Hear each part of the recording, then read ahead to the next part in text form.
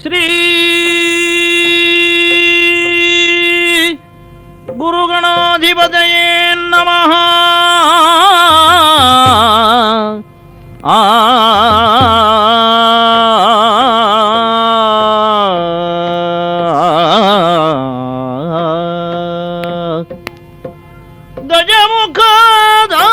ಗಜಮುಖದವಗೆ ಗಣಪಗೆ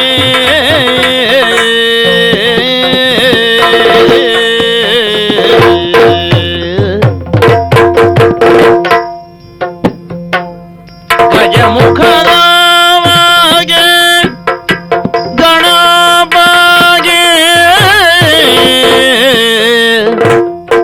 ಚಲ್ವ ತ್ರಿಜಗ ವಂದಿತಗೆ ಆರತಿ ಎತ್ತಿರೆ ಆರತಿ ಬೆಳಗಿರೆ ಆರತಿ ಎತ್ತಿರೆ ಗಜಮುಖದವಗೆ ಗಣಪಗೆ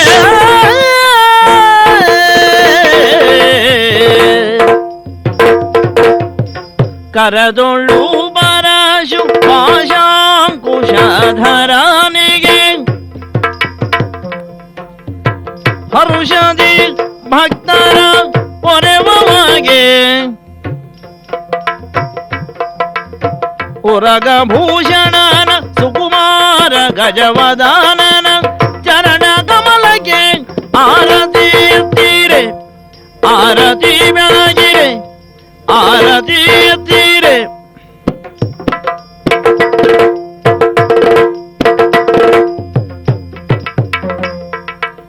ಗಜಮುಖದವಗೆ ಗಣಪಗೆ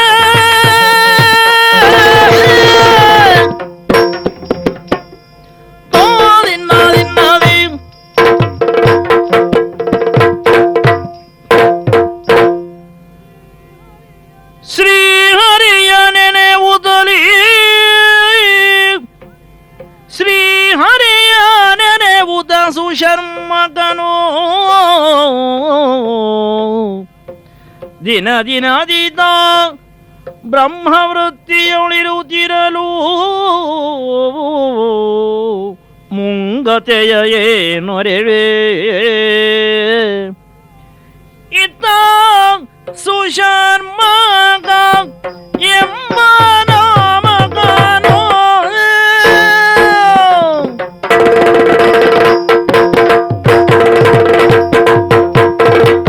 ಇತ್ತ ಸುಶರ್ಮ ಎಂದೆಂಬ ನಾಮಕನು ವಿಪ್ರೋತ್ತಮ ಯಾಗವಂದ ವಿಪ್ರೋತ್ತಮ ಯಾಗವಂದ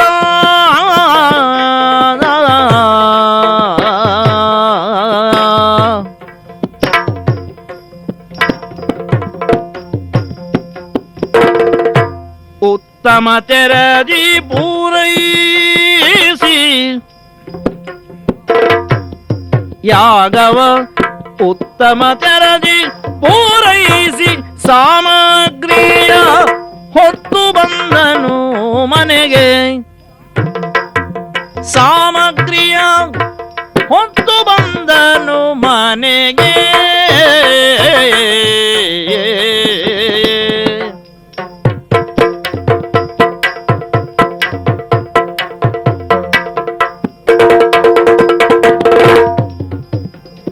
ಉತ್ತಮ ತೆರದಿ ಪೂರೈಸಿ ಸಾಮಗ್ರಿ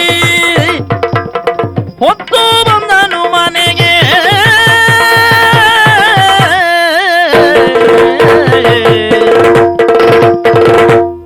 ಕಾಲೇ ವರ್ಷತು ಪರ್ಜನ್ಯ ಪೃಥಿವೀ ಸಸ್ಯಶಾಲಿನಿ ದೇಶೋಯಂ ಕ್ಷೋಭರಹಿತ ಸಜ್ಜನಾ ಸಂತು ನಿರ್ಭಯ. ಇದು ನಮ್ಮಂತವರ ಬಾಯಿಂದ ಬರುವಂತಹ ಮಾತು ಸ್ವಾಮಿ. ಸುಶರ್ಮ ಒಳ್ಳೆಯ ಬ್ರಾಹ್ಮಣ ಅಂತ ನನ್ನನ್ನು ಕೊಂಡಾಡ್ತಾರೆ. ಈ ಪ್ರಪಂಚವೇ ಒಳ್ಳೆಯದಾಗಲಿ ಅಂದ್ರೆ ಯಾಗಯಜ್ಞಾದಿಗಳನ್ನು ಮಾಡುವ ಅಧಿಕಾರ ನಮ್ಮ ಪಾಲಿಗೆ ಬಿದ್ದಿದೆ. ಅದೇ ರೀತಿಯಲ್ಲಿ ಇಂದೂ ಕೂಡ ಒಂದು ಯಾಗವನ್ನು ಪೂರೈಸಿದ್ದೇನೆ, ಊರೊಳ್ಳೆಯದಾಗಲಿ ಅಂತ. ಆದ್ರೆ ಏನು ಮಾಡೋಣ ಹೇಳಿ? ಏನು? ನಾವು ಒಬ್ಬ ಸಂಸಾರವಂದಿಗರಾಗಿದ್ದೇವಲ್ಲ, ಹ್ಮ್ ಸಂಸಾರ ಸರಿಯಾಗಿದ್ರೆ ಮಾತ್ರ ಹ್ಮ್ ಅದು ಒಳ್ಳೇದಾಗಿರುತ್ತದೆ, ಹ್ಮ್ ಸುಖ ಸಿಗ್ತದೆ, ಎಲ್ಲ ಸರಿಯಾದ್ರೆ ಸಂಸಾರ. ಹ್ಮ್ ಏನಾದ್ರೂ ಸ್ವಲ್ಪ ಹೆಚ್ಚು ಕಡಿಮೆ ಆಗ್ತದೋ ಅದು ಸಸಾರ ಆಗ್ತದೆ. ಹ್ಮ್ ಬಲ್ಲವರ ಒಂದು ಮಾತುಂಟು, ಹ್ಮ್ ಸಂಸಾರ ಸಾಗರ ಅಂತಂತ. ಹ್ಮ್ ಆದ್ರೆ ಮುಳುಗಿ ಹೋದವನು ಮುಳುಗಿ ಹೋಗ್ತಾನೆ ಖಂಡಿತ. ಹ್ಮ್ ದಾಟಬೇಕಾದ್ರೆ ಎಲ್ಲ ಅನುಕೂಲ ಬೇಕಲ್ಲ ಸ್ವಾಮಿ. ಹೌದು. ನಮ್ಮ ಪಾಲಿಗೆ ಅನನುಕೂಲವೇ ಹೆಚ್ಚು. ಏನು ತೊಂದರೆ? ಏನು ತೊಂದರೆ ಏನು ಹೇಳಿಕೊಳ್ಳಿ, ಅಂದ್ರೆ? ಆತ್ಮೀಯರಾಗಿರುವಂತಹ ನಿಮ್ಮಲ್ಲೇ ಹೇಳಿಕೊಳ್ತೇನೆ. ಹೇಳಿ ಹೇಳಿ. ನಮ್ಮ ಕಷ್ಟ ಸುಖ ಮತ್ತೊಬ್ಬರಲ್ಲಿ ಹೇಳಿಕೊಳ್ಳಲಿಕ್ಕೆ ಸಾಧ್ಯ ಇಲ್ಲ. ಯಾಕೆ? ಹಾ. ಅತ್ತ ನಾವು ಬೇರೆ ಹ್ಮ್ ಒಳ್ಳೆಯ ಬ್ರಾಹ್ಮಣರು, ಹ್ಮ್ ಇತ್ತ ಮನೆಯತ್ತ ನಾವು ಗ್ರಹಿಸುವುದಿದ್ರೆ ಹ್ಮ್ ನಮ್ಮ ಜೀವನವೇ ಒಂದು ನರಕ ಯಾತನೆಯನ್ನು ಅನುಭವಿಸುವಂತಹ ಒಂದು ಪರಿಸ್ಥಿತಿ ನಮ್ಮ ಪಾಲಿಗೆ. ಅಂದ್ರೆ ಕಾರಣ ನಾನು ಹೇಳಿದ್ನಲ್ಲ, ಒಬ್ಬ ಸಂಸಾರ ಬಂದಿಗ ಅಂತ. ಹ್ಮ್ ಮದುವೆ ಆಗಿದ್ದೇನೆ ಸ್ವಾಮಿ, ಹ್ಮ್ ನಮ್ಮಪ್ಪ ಮದುವೆ ಮಾಡಿಸಿದ್ದಾರೆ. ಹೌದಾ? ಹೌದೌದು. ಹ್ಮ್ ಏನು ಮಾಡೋಣ ಹೇಳಿ? ಏನು? ಬೆಳಿಗ್ಗೆ ಎದ್ದು ಹೆಂಡತಿಯ ಮುಖ ನೋಡಬೇಕು. ಹೌದು.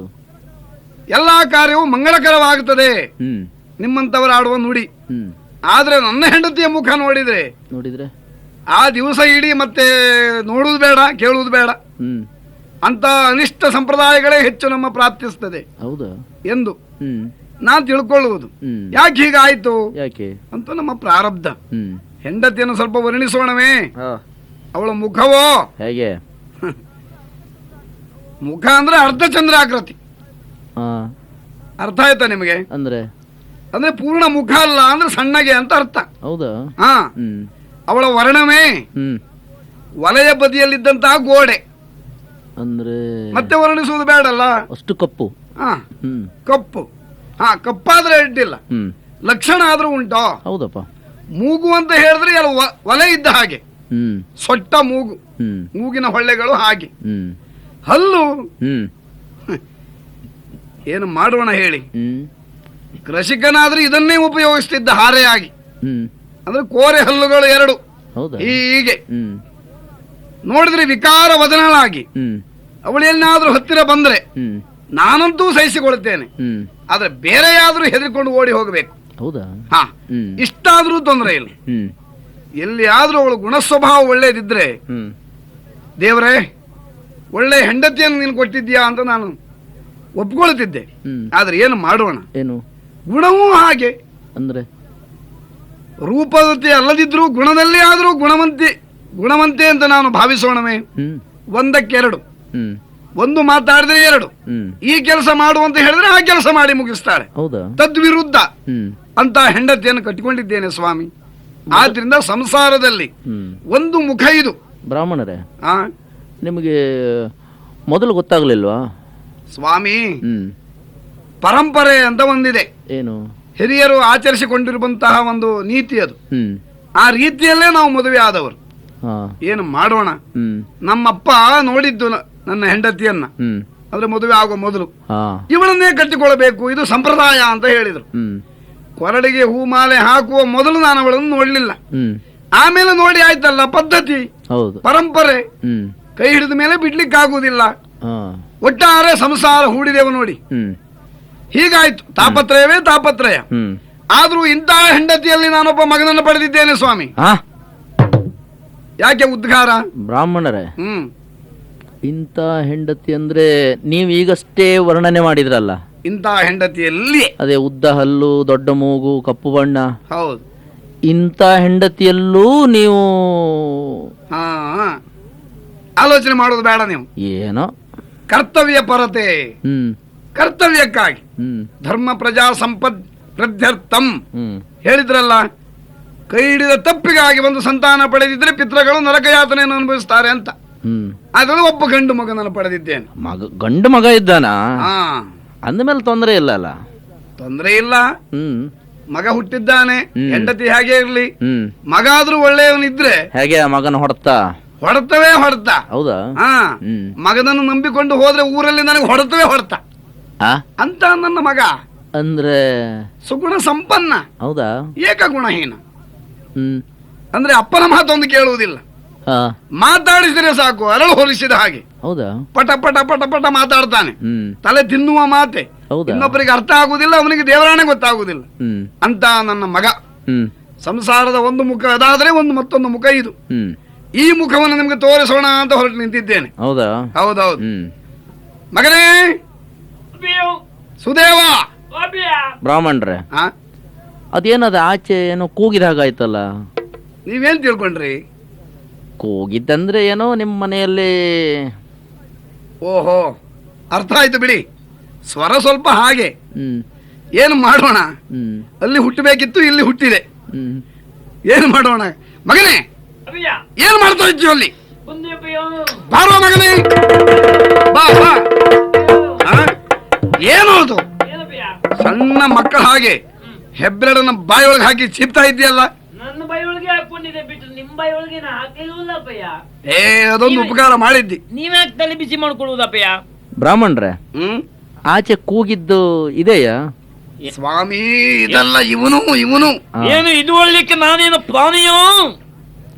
ಮಗನೇ, ಬೇರೆಯವರಿಂದ ಹಾಗೆ ಹೇಳಿಸಿಕೊಳ್ಳುವಂತಹ ಒಂದು ಪರಿಸ್ಥಿತಿ ನಿನ್ನದಾಗಿದೆ ಈಗ. ನಾನೇನು ಹೇಳಿ ಅಂತ ಹೇಳಿದ್ನಪ್ಪಯ್ಯ. ಓ, ಇಲ್ಲ, ಅವ್ರು ಹೇಳ್ತಾರೆ.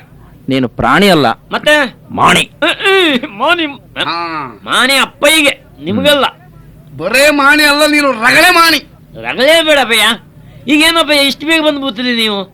ಇಷ್ಟು ಬೇಗನೆ ಬರ್ಬೇಕಾಯ್ತು ನೋಡು. ಅಲ್ಲ, ನೀವು ಇಷ್ಟು ಬೇಗ ಬಂದರಲ್ಲ ಅಂತಲೇ ನಂಗೆ ಸಂತೋಷ ಆದ್ದಪ್ಪಯ್ಯ. ನಿನ್ನೆ ಹೋಗಿದ್ದೇನೆ, ಹಾ. ಯಾಗವನ್ನು ಪೂರೈಸಿ ಹ್ಮ್. ಅಲ್ಲಿ ಕೊಟ್ಟಿರುವಂತಹ ಸಂಬಾರುಗಳನ್ನೆಲ್ಲ ಹಿಡ್ಕೊಂಡು ಬಂದಿದ್ದೇನೆ. ಹ್ಮ್. ಹೊತ್ಕೊಂಡು ಬಂದಿದ್ದೇನೆ. ಇಷ್ಟೊತ್ತಾದ್ರೂ ನೀನಿಲ್ಲ ಮಗನೇ. ಮಗನೇ, ಏನು? ಏನಪ್ಪಯ್ಯ? ಪೆದ್ದ ಕುಮಾರ ಸುದೇವನ ಕರೆದಿಂದ. ಪೆದ್ದ? ಯಾವುದು? ಮಾಣಿ ಪೆದ್ದ. ಅಪ್ಪಯ್ಯ. ಮಾಣಿ ಅಪ್ಪಯ್ಯ. ಮಾಣಿ ಪೆದ್ದ. ಪೆದ್ದ ಕುಮಾರ ಸುದೇವನ ಕರೆದಿಂದ ಇದ್ದೀಯ. ಹಾ, ಹೌದಪ್ಪಯ್ಯ. ಇನ್ನೂ ಇದ್ದೀಯ. ಅಂದು ನಾನೇನು ಸತ್ತೋಗ್ಬೇಕಿತ್ತ? ಯಾರು ಹೇಳಿದ್ದ? ಮತ್ತೆ ಇನ್ನೂ ಇದ್ದೀಯ ಅಂದ್ರೆ ಏನಪ್ಪಯ್ಯ? ಇನ್ನೂ ಇದ್ದೀಯ ಸೌಖ್ಯದಿಂದ. ಮುಂದು ಇರ್ತೇನೆ ಸೌಖ್ಯದಿಂದ. ಹೌದಾ ಮಾಣಿ? ಮತ್ತೆ ರಾಗಳೆ, ನೀವು ಶುದ್ಧ ಶುಂಠಿ ಮಾಣಿ. ಅಪ್ಪಯ್ಯ. ಅಲ್ವೋ? ಒಣ ಶುಂಠಿ ಮಾಣಿ. ವನ ಶುಂಠಿ ಅಪ್ಪಯ್ಯ. ಶುಂಠಿ ಮಾಣಿ. ವನ ಶುಂಠಿ ಬಾಗೊತ್ತು ಶುದ್ಧ ಶುಂಠಿ ಅಪ್ಪಯ್ಯ. ಮಾಣಿ, ಅಪ್ಪಯ್ಯ. ಶುದ್ಧ ಶುಂಠಿಯು ನಿನ್ನ ಮಾತೆಯಲ್ಲಿ ಅಳುವು. ಆಗಪ್ಪಯ್ಯ. ಶುದ್ಧ ಶುಂಠಿಯು ನಿನ್ನ ಮಾತೆಯಲ್ಲಿ ಅಳೆನೆ. ಎದ್ದು ತಾನೈ ತಂದಳು.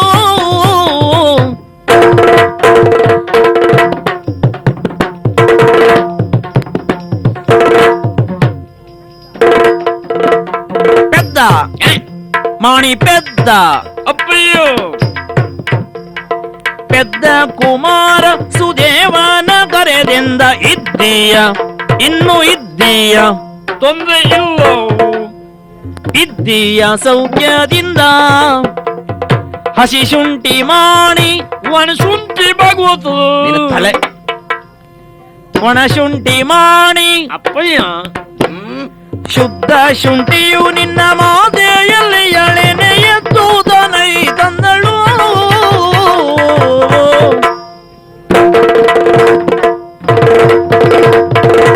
ಮಗನೇ, ಅಪ್ಪಯ್ಯ. ಪೆದ್ದ, ಯಾರಪ್ಪಯ್ಯ? ನಿನ್ನನ್ನು ಹಾಗೆ ಕರಿಬೇಕಾದ ಸಂದರ್ಭ ನನ್ನ ಪಾಲಿಗೆ ಒದಗಿ ಬಂತು ನೋಡು. ಅಪ್ಪಯ್ಯ, ಏನು? ನೀವು ಹೇಳಿ ಈಗ ಊರಿನವರೆಲ್ಲ ಹೇಳಲಿಕ್ಕೆ ಶುರು ಮಾಡಿದ್ದಾರೆ ಗೊತ್ತುಂಟ? ಊರವರು ಮೊದಲು ಹೇಳಿ ಆಮೇಲೆ ನಿನ್ನನ್ನು ನಾನು ಕರೆದದ್ದು ಈಗ. ನಾನು ಮನೆಯಿಂದ ಹೊರಗೆ ಬಿದ್ದು ಸಾಕು. ಕೆಲವರು ಒಣ ಶುಂಠಿ, ಕೆಲವರು ಹಸಿ ಶುಂಠಿ ಹೀಗೆಲ್ಲ ಹೇಳುವುದು. ಹೌದಾ? ಹಾಗೆ ಹೇಳಿ ಕೆಲವರು ಒಣಗೋದ್ದು ಅವರಿಗೆ ಗೊತ್ತಾಗ್ಲಿಲ್ಲ ಅಪ್ಪಯ್ಯ. ಒಣ ಶುಂಠಿ ಮಾಣಿ. ಒಣ ಶುಂಠಿ ಭಾಗವತ್. ಏಯ್, ಅಪ್ಪಯ್ಯ, ಅವ್ರಿಗೆ ಅದನ್ನ ಹೇಳು ನೀನು. ಹ, ಆದ್ರೆ ಹ. ನನ್ನ ಮಾತನ್ನ, ನಿನ್ನ ನಡವಳಿಕೆಯನ್ನ ಸರಿಯಾಗಿ ನೀನು ಅರ್ಥ ಮಾಡಿಕೊಳ್ಬೇಕೋ ಬೇಡವಾ? ಏನ್ ತಪ್ಪಿದ್ದೀರಿ ಅಂತಬೇಕಲ್ಲ ಅಪ್ಪಯ್ಯ? ಏನ್ ಮಾಡ್ತಾ ಇದ್ಯೋ? ನಾನು ಅಪ್ಪಯ್ಯ ಹ್ಮ್. ಚಳಿ ಜೋರುಂಟು ಅಂತ ಅಪ್ಪಯ್ಯ ಮುಸ್ಕಾಕಿ ಮಲಗಿದ್ದೆ ಅಪ್ಪಯ್ಯ. ಏಯ್, ಹಾ, ಹುಟ್ಟಿದ್ಯಲ್ಲ ಬ್ರಾಹ್ಮಣರ ಕುಲದಲ್ಲಿ. ನಿಮಗೂ ಗೊತ್ತಲ್ಲ ಅದು. ಹಾ, ಮುಂಜಾನೆ ಎದ್ದು ಹ. ತಣ್ಣೀರು ಸ್ನಾನ ಮಾಡಿ ಹ. ಸಂಧ್ಯಾ ವಂದನೆ ಎಲ್ಲ ಮಾಡ್ಬೇಕಲ್ಲ ಮಗನೇ ನೀನು. ಅಪ್ಪಯ್ಯ, ಇನ್ನೂ ಮಲ್ಕೊಂಡಿದ್ಯಲ್ಲ. ಮುಂಜಾನೆ ಎದ್ದು ತಣ್ಣೀರ್ ಸ್ನಾನ.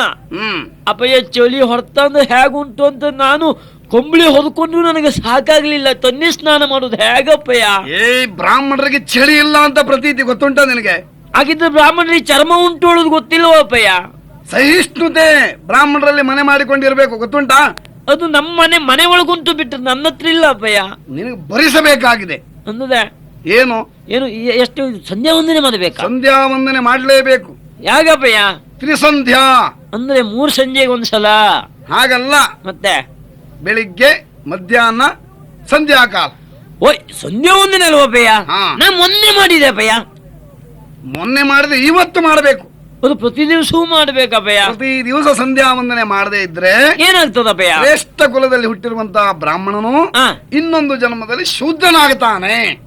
ಅಂದ್ರೆ ಸರಿಯಾಗಿ ಆಚರಣೆ ಬಿಟ್ಟರು ಶೂದ್ರಾಗ್ತಾರಪ್ಪಯ್ಯ. ದ್ವಿಜನಾಚಾರ ಉಳ್ಳವಂ ತಪ್ಪಿದ್ರೆ ಅವ ಶೂದ್ರ. ಅದು ಒಂದು ಸಮಸ್ಯೆ ಇಲ್ಲಪ್ಪಯ್ಯ. ಏನು? ನಾನು ನಿಮ್ಮ ಹತ್ರ ಕೇಳುದು ಏನು? ಈಗ ಸಂಧ್ಯಾ ವಂದನೆ ಮಾಡ್ಲಿಲ್ಲ ಅಂತ ಆದ್ರೆ ಅದು ಶೂದ್ರ ಆಗ್ತದೆ ಅಂತ ಆದ್ರೆ ಯಾವುದು ತ್ರಿಕಾಲ ಸಂಧ್ಯಾ ಮಾಡದೇ ಇದ್ರೆ ಶೂದ್ರ ಆಗ್ತದೆ. ಹೌದಪ್ಪಯ್ಯ? ಅದು ಹೌದು ಅಂತ ಆದ್ರೆ ಈ ಮೇಳದಲ್ಲ ಭಾಗವತರು ಬ್ರಾಹ್ಮಣರಾಗಿದ್ರಪ್ಪಯ್ಯ, ಅವ್ರು 6 ತಿಂಗಳು ಮಾಡುದಿಲ್ಲ ಅಂತ ಅವ್ರ ಪರಿಸ್ಥಿತಿ ಏನಾಗಬೇಕು ಅಪ್ಪಯ್ಯ? ಬೇರೆಯವರ ಕಾಲಡಿ ಬಿದ್ದ ಸಾಸಿವೆ ಕಾಳನ್ನ ಹೆಕ್ಕು ನೀನು. ಅಲ್ಲ ವಿಷಯ ಹೌದಲ್ವಾ? ಬೇರೆಯವರು ಒಳ್ಳೆ ಗುಣವನ್ನು ಗ್ರಹಿಸಬೇಕು. ಅವರು 6 ತಿಂಗಳು ತಿರುಗಾಟದಲ್ಲಿ ಇರ್ತಾರೆ, ಮನೆಯಲ್ಲಿದ್ದರೆ ಸ್ವಗ್ರಹೇ ಪೂರ್ಣಮಾಚಾರ. ವಿದೇಶಕ್ಕೆ ಹೋದ್ರೆ ಕಾಲು ಭಾಗ ಮಾಡಿದ್ರೆ ಸಾಕು. ಅವರು ಬಾವಿಕಟ್ಟೆಯಲ್ಲಿ ಸ್ನಾನ ಮಾಡುವಾಗ 5 ಗಾಯತ್ರಿ ಮಂತ್ರವನ್ನಾದ್ರೂ ಜಪಿಸ್ತಾರೆ, ಸಾಕಾಗ್ತದೆ. ಹಾಗೆ ಮಾಡಬಹುದಾ? ಮಾಡಬೇಕು. ಯಾಕೆ? ಯಾಕೆ ಅಪ್ಪಯ್ಯ? ಅನಿವಾರ್ಯತೆ ಅಂದ್ರೆ ಇದು. ಓ, ಅನಿವಾರ್ಯತೆ ಇದ್ರೆ ಹಾಗೆ ಮಾಡಬಹುದಲ್ವ? ಖಂಡಿತ. ಹಾಗಿದ್ರೆ ಬ್ರಾಹ್ಮಣರ ಕತೆ ನಮಗೆ ಹೇಗೆ ಅಪ್ಪಯ್ಯ? ಬಲ್ಲ ಭಾಗವತರ ಕತೆ ಬಿಡು ಅಪ್ಪಯ್ಯ. ಅಂತೂ ನಾ ಇನ್ನು ಸಂಧ್ಯಾ ವಂದನೆ ಮಾಡ್ತೆ. ಎಲ್ಲುಂಟು ನಿನ್ನ ಜನಿವಾರ? ಅದು ಇಲ್ಲೆಲ್ಲೂ ಇತ್ತಪ್ಪಯ್ಯ. ಯಜ್ಞೋಪವೀತಂ ಪರಮಂ ಪವಿತ್ರಂ. ಪವಿತ್ರ ಅಂತಲೇ ಅಡಗಿಸಿಟ್ಟಿದ್ದೆ ಅಪ್ಪಯ್ಯ. ಎಲ್ಲಿ ಹಾಕೊಳ್ಬೇಕು ಅಲ್ಲಿ ಹಾಕೊಳ್ಬೇಕು. ಹಾಕೋ. ಸೊಂಟದಲ್ಲಿ ಉಂಟಲ್ಲ ಅಪ್ಪಯ್ಯ ಅದು. ಅದು ಹೆಗಲಿಗೆ ಹಾಕೋ. ಸರಿ ಅಪ್ಪಯ್ಯ. ಸರಿ ಆಯ್ತು ಅಪ್ಪಯ್ಯ. ಒಂದು ಏನು ವಸ್ತು ಎಷ್ಟೊತ್ತಿಗೂ ಒಂದೇ ಕಡೆಯಲ್ಲಿ ಇರುವುದಿಲ್ಲ ಅಪ್ಪಯ್ಯ. ಮತ್ತೆ ಹೆಗಲಿಗೆ ಹಾಕೊಳ್ಬೇಕು ಅಂತ ನನಗೂ ಗೊತ್ತುಂಟು. ಮತ್ತೆ ಆದ್ರೂ ಎಷ್ಟೊತ್ತಿಗೂ ಒಂದೇ ಇರುವುದಿಲ್ಲ ಹೇಳುವುದಕ್ಕೊಂದು ಉದಾಹರಣೆ ಕೊಡ್ತೇನೆ ಅಪ್ಪಯ್ಯ. ಯಾವುದು? ಈ ಹುತ್ತದೊಳಗೊಂದು ಹಾವಿರುವುದಿಲ್ಲ ಅಪ್ಪಯ್ಯ. ಅದೇ ಬುಸ್ಸಪ್ಪಯ್ಯ ಸುಬ್ರಹ್ಮಣ್ಯ ಹೇಳ್ತೇವೆ ಹಾಗೆ. ಆ ಸುಬ್ರಹ್ಮಣ್ಯ ಎಷ್ಟೊತ್ತಿಗೂ ಒಂದೇ ಕಡೆಯಲ್ಲಿ ಇರ್ತದ. ಅಲ್ಲಿ ಇದ್ರೆ ಏನ್ ತಿನ್ನುವುದದು ಅಲ್ವಾ? ಅಷ್ಟೊತ್ತಿಗೆ ಹೋಗ್ತದೆ ಎಂಬುದಕ್ಕೆ ಸಾಕ್ಷಿ ಆ ಸುಬ್ರಹ್ಮಣ್ಯ ಕತೆ ಬಿಡು, ಈ ಸುಬ್ರಹ್ಮಣ್ಯನ್ ನೋಡು. ಹೌದಾ? ಈ ಸುಬ್ರಹ್ಮಣ್ಯ ಈಗುಂಟ ಸ್ಥಳ ಬಿಟ್ಟು ಹೋಗಿದೆ. ಆದ್ರೂ ಒಂದುಂಟು, ಏನು? ಹೋದ್ರೂ ಬೇಕಾದಷ್ಟು ಹೊತ್ತಿಗೆ ಅಲ್ಲಿಗೆ ಬರ್ತದೆ ಅದು. ಹೌದಲ್ಲ? ಹಾಗೆ ಜನವಾರ ಸೊಂಟಕ್ಕೆ ಹೋದ್ರು ನಂದು ಹೆಗಲಿಗೆ ಬರ್ತದೆ. ನೀವು ಏನ್ ತಲೆ ಬಿಸಿ ಮಾಡ್ಕೊಳ್ಬೇಡಿ ಅಪ್ಪಯ್ಯ. ಹಾವಿನ ಕತೆ ಬಿಡು. ಜನಿಮಾರ ನೀನ್ ಇಲ್ಲಿಯೇ ಹಾಕೊಳ್ಬೇಕು. ಹೌದಪ್ಪಯ್ಯ. ಯಾಕೆ? ಯಾಕೆ? ಬ್ರಾಹ್ಮಣರ ಶ್ರೇಷ್ಠತೆಯನ್ನು ಗುರುತಿಸುವುದೇ ಹಾಗೆ. ಸ್ವಲ್ಪ ಸುಮ್ಮನೆ ಇದೆ ಅಪ್ಪಯ್ಯ. ಏನು? ನೀವು ಯಾರಿಗೂ ಗೊತ್ತಿಲ್ಲ ಅಂತ ಹೇಳುವುದು? ಯಾವುದಲ್ಲಿ ಹೇಳಲಿಕ್ಕಾಗಾಯ್ತು. ಹೊದಗೆಲ್ಲಾದ್ರೂ ಹೋಗಿ ಬ್ರಾಹ್ಮಣರ ಶ್ರೇಷ್ಠ ಅಂತ ಹೇಳ್ಕೊಳ್ಬೇಡಿ ಅಪ್ಪಯ್ಯ. ಯಾಕೆ? ಯಾಕೆಂದ್ರೆ ಬ್ರಾಹ್ಮಣರ ಶ್ರೇಷ್ಠ ಶೂದ್ರ ಕನಿಷ್ಠ ಹೇಳುವುದು ಉಂಟಪ್ಪಯ್ಯ. ಹೌದು. ಅಲ್ಲ ಎಂತ ಉಂಟು? ಬ್ರಾಹ್ಮಣೋಸ್ಯ ಮುಖಮಾಸೀತ್ ಬಾಹು ರಾಜನಿಕೃತಃ ಊರು ತದೈಷ ಯದ್ವೈಷಂ ಪದ್ಭ್ಯಾಂ ಶೂದ್ರೋ ಜಾಯತಃ. ಗಡಿಬಿಡಿ ಗಂಡಂ ಮುಂದೆ ಸೇರಿಸಿ ನೀವು. ಯಾಕೆ? ನಿಮ್ದು ಎಂತದಪ್ಪಯ್ಯ, ನಮ್ಗೆ ಗೊತ್ತಾಗುದಿಲ್ಲ. ಗಡುಬುಡು ಅಂತಿದಿ ನೀವು. ಏನು ಇದ್ದದ್ದು ಹಾಗೆ ಸರಿ ಮಾತಾಡಿ. ಶುದ್ಧ ಕನ್ನಡದಲ್ಲಿ ಮನುಷ್ಯರಿಗೆ ಅರ್ಥ ಆಗೋ ಭಾಷೆಯಲ್ಲಿ ಮಾತಾಡಿ ನೀವು. ನಿನಗೆ ಅರ್ಥ ಆದ್ರೆ ಸಾಕಲ್ಲ? ಅಷ್ಟೇ ಸಾಕು. ವಿರಾಟ್ ಪುರುಷನ ಮುಖದಿಂದ ಬ್ರಾಹ್ಮಣರು, ಬಾಹುಗಳಿಂದ ಕ್ಷತ್ರಿಯರು, ತೊಡೆಯಿಂದ ವೈಶ್ಯರು, ಪಾದದಿಂದ ಶೂದ್ರರು ಎಂಬ ಕಾರಣಕ್ಕೆ ಅವರು ಶ್ರೇಷ್ಠ ಅಂತ ಹೇಳುವುದಪ್ಪಯ್ಯ. ಹೌದು. ನೀವು ಸುಮ್ಮನಿರಿ. ಏನು? ತಲೆ ಅಷ್ಟೇ ಇದ್ದು ದೇಹ ಅಂತ ಆಗುದಿಲ್ಲಲ್ಲಪ್ಪಯ್ಯ. ಎಲ್ಲ ಅವಯವಗಳು ಬೇಕು. ಹಾಗಿದ್ರೆ ಶ್ರೇಷ್ಠ ಕನಿಷ್ಠ ಹೇಳು ಗುರುತಿಸುವುದು ಹೇಗೆ? ಯಾವುದೆಲ್ಲ ಎಲ್ಲೆಲ್ಲ ಇರ್ಬೇಕು ಅಲ್ಲಿ ಇರ್ಬೇಕು ಅಷ್ಟೇ ಹೇಳ್ಬೇಕಿದ್ರೆ ಶ್ರೇಷ್ಠ ಅಂತ ಹೇಳ್ಬೇಡಿ. ಮತ್ತೆ ಯಾಕೆ ಗೊತ್ತುಂಟಪ್ಪಯ್ಯ? ಈಗ ನಾನೊಂದು ಮಾತು ಕೇಳ್ತೇನೆ. ಏನು? ಬ್ರಾಹ್ಮಣರ ದೇಹದಲ್ಲಿ ಹರಿಯುತ್ತಿರುವುದು ಯಾವ್ದಪ್ಪಯ್ಯ? ರಕ್ತ. ಮತ್ತೆ ಶೂದ್ರ ದೇಹದಲ್ಲಿ ಹರಿಯುತ್ತಿರುವುದು ಯಾವುದು? ಅದೇ. ನಾವು ತಕ್ಕೊಳ್ಳುವುದು ಯಾವುದು? ಗಾಳಿ ಅಲ್ವಾ? ಶೂದ್ರ ತಕೊಳ್ಳುವುದು ಅದನ್ನೇ. ನಾವು ತಿನ್ನುವುದು ಅನ್ನ, ಅವರು ತಿನ್ನುವುದು ಅನ್ನವೇ ಅಲ್ವಾ? ಹೌದು. ಮತ್ತೆ ಶ್ರೇಷ್ಠ ಕನಿಷ್ಠ ಅಂತ ಆಗುವುದು ಹೇಗೆ? ಒಳ್ಳೆ ಮಾತು ಕಲ್ತಿದ್ಯಾ. ಈಗ ನನ್ನ ಬದಲಾವಣೆ ಆಗಿದೆ ಅಪ್ಪಯ್ಯೋ. ಓಹೋ, ಸ್ವಲ್ಪ ಬದಲಾವಣೆ ಆದ ಹಾಗಿದೆ. ಒಟ್ಟಾರೆ ನೀನು ಕ್ರಾಂತಿಕಾರಿ ಮಾಡಿ ಆಗ್ತೀಯೋ ಅಂತ. ಅದೇನಾಗುದಿಲ್ಲ ಯಥಾರ್ಥ ಒಪ್ಕೊಳ್ಬೇಕಲ್ಲ ಅಪ್ಪಯ್ಯ. ಮಗನೇ ಬುದ್ಧಿವಂತ, ನಿನ್ನಲ್ಲೇ ಕೇಳ್ತೇನೆ ನಾನು. ಏನಪ್ಪಯ್ಯ? ಪೆದ್ದ ಅಂತ ಹೇಳುವುದಿಲ್ಲ ಇನ್ನು. ಒಂದು ಮಾತು. ಏನು? ಈ ಸ್ಮಶಾನದಲ್ಲಿ ಉರಿಯುವುದು ಬೆಂಕಿ. ಮನೆಯಲ್ಲಿ ಅಡುಗೆಗಾಗಿ ನಾವು ಬಳಸುವುದು ಬೆಂಕಿ. ಯಾರಾದ್ರೂ ಯಜ್ಞಕ್ಕಾಗಿ ಸ್ಮಶಾನದ ಬೆಂಕಿಯನ್ನು ತರ್ತಾರೇನೋ? ಇಲ್ಲ ಅಪ್ಪಯ್ಯ. ಬಾವಿಯಲ್ಲಿದ್ದಂತಹ ನೀರನ್ನ ಯಾಕೆ ತರುವುದಿಲ್ಲ ಅಂತ ಅದು ಕೇಳಿ ಅಪ್ಪಯ್ಯ. ಯಾಕೆ? ಅದು ಅಲ್ಲಿ ಹೋಗ್ಲಿಕ್ಕೆ ಹೆದರಿಕೆ ಆಗ್ತದೆ, ಅದರಿಂದ ಯಾರು ತರುವುದಿಲ್ಲ ಅಪ್ಪಯ್ಯ. ಹೆದರಿಕೆ ಆಗ್ತದೆ ಅಂತಲ್ಲ, ಅದು ಕನಿಷ್ಠ ಹೆಣ ಸುಡುವ ಬೆಂಕಿ ಅಂತ ಅರ್ಥ. ಅದು ನೀವ್ ಹೇಳುದಪ್ಪಯ್ಯ, ನನಗಾದ್ರೆ ಹೆದರಿಕೆನೇ ಆಗುದಿಲ್ಲ, ನಾವು ಅದೇ ತಂದು ಹಾಕ್ತಿದ್ದೆ ಅಪ್ಪಯ್ಯ. ನಿನ್ ತಲೆ ಸರಿ ಹೋಗುದಿಲ್ಲ. ಇದು ಕೇಳು, ಒಂದೇ ಬಾವಿಯಲ್ಲಿರುವಂತಹ ನೀರನ್ನ ಬಚ್ಚಲಿಗೂ ತುಂಬಿಸ್ತೇವೆ, ಒಳಗೆ ಕುಡಿಯುವುದಕ್ಕೂ ತುಂಬಿಸ್ತಾರೆ. ಹೌದಲ್ಲ? ಯಾರಾದ್ರೂ ನೀರು ಕೇಳಿದ್ರೆ ಎಲ್ಲಿಯ ನೀರು ಕೊಡ್ತಿ? ನಾನು ಒಳಗಿನ ನೀರೇ ತಂದು ಕೊಡ್ತೇನೆ. ಯಾಕೆ ಬಚ್ಚಲ ಮೇಲೆ ನೀರು ಕೊಡುವುದಿಲ್ಲ? ಅದು ಅಲ್ಲಿ ಹೋಗ್ಲಿಕ್ಕೆ ದೂರ ಆಗ್ತದೆ ಅಪ್ಪ, ಆದ್ರಿಂದ ತಂದು ಕೊಡುವುದಿಲ್ಲ ನಾನು. ಹಾಗಲ್ವೋ ಅದು? ಮತ್ತೆ ಕುಡಿಯುವ ನೀರು ಅಂತ ನಾವು ತುಂಬಿಸಿಡ್ತೇವೆ, ಅದನ್ನೇ ಕೊಡ್ಬೇಕು. ತಡ್ಡಿ ಅಪ್ಪಯ್ಯ, ಏನೋ ಒಂದು ಮಾತು ಕೇಳ್ತೇನೆ. ಯಾವುದು? ಭತ್ತ ಮನೆಗೆ ನೀವು ಅಮ್ಮ ಹೋದ್ರಿ, ಪಸಕ್ಕ ಕಾಲ್ ಚಾರ್ ಬಿದ್ದಿ, ಭತ್ತ ಕಲ್ಲಿ ತಲೆ ಬಿಡಿದು ಸಾಯುವ ಸ್ಥಿತಿ. ಅಷ್ಟೊತ್ತಿಗೆ ಏನ್ ಮಾಡ್ತೀರಿ? ಒಳಗೆ ನೀರ್ ತರ್ತಿದ್ರೆ ಅಲ್ಲಿ ನೀರ್ ತರ ಕುಡಿಸ್ತೇನೆ ನಾನು ನಿಮಗೆ. ಪ್ರಾಣೋತ್ಕ್ರಮಣ ಎಂಬ ಸ್ಥಿತಿ ಬಂದಾಗ ಅಲ್ಲಿ ನೀರೇ ತಂದು ಒಯ್ಯುವುದೇ, ಮತ್ತೆ ಒಳಗೆ ಬರ್ಲಿ ಪುರುಸೋತಿಲ್ಲಪ್ಪ, ನೀವು ಸತ್ತೋತ್ರಲ್ಲಪ್ಪಯ್ಯ. ಖಂಡಿತ ಅನಿವಾರ್ಯತೆ. ಓ, ಅನಿವಾರ್ಯಕ್ಕಾದ್ರೆ ಆಗ್ತದೆ ಅಲ್ವಪ್ಪಯ್ಯ? ಖಂಡಿತ ಆಗ್ತದೆ. ಆದ್ರಿಂದ ನೀವೇನು ಹೇಳುವುದೀಗ? ಬ್ರಾಹ್ಮಣರು ಶ್ರೇಷ್ಠ, ಶೂದ್ರರು ಕನಿಷ್ಠ. ಅಭಯ, ಏನು ಒಂದು ಮಾತು ಕೇಳ್ತೆ. ನಾನು ಸಮಾಜದಲ್ಲಿ ಅಪ್ಪನಿಗೆ ಎದುರಾದ ಮಗ, ಅಪ್ಪನನ್ನು ಸಣ್ಣ ಮಾದ ಆಗಬಾರ್ದು ಅಂತ ಇಷ್ಟೊತ್ತು ಸುಮ್ಮನಿದ್ದೆ. ನಾನು ಕಾಲ ಕೆರೆದು ನಿಂತು ವಾದಕ್ಕೆ ನಿಂತದೆ. ಬ್ರಾಹ್ಮಣರ ಕನಿಷ್ಠ, ಶೂದ್ರ ಶ್ರೇಷ್ಠ ಅಂತ ಮಾಡಿ ಬಿಡ್ತೇನೆ ಈಗ. ನೋಡುವ, ನನಗೆ ತೋರಿಸ. ನಿಮ್ಮ ಹತ್ರ ಒಂದು ಮಾತು ಕೇಳ್ತೇನೆ ಅಪ್ಪಯ್ಯ. ಏನು? ನೀವು ಬೆಳಿಗ್ಗೆ ಎದ್ದು ಗೋಗಾಸ ಹಾಕೋದು ಇಲ್ವ ಅಪ್ಪಯ್ಯ? ಗೋಗ್ರಾಸ, ಗೋಗಾಸ ಕೊಡ್ತೀರಾ ಇಲ್ವಾ? ಕೊಡುವಾಗ ಏನ್ ಹೇಳ್ತೀರಿ? ಆ ದನಗಳಲ್ಲಿ ಹೋಗಿ ನೀವು ಮುಂದಿಟ್ಟುಕೊಂಡು ಹೇಳ್ತೀರಿ ಗೋಗಾಸವನ್ನು.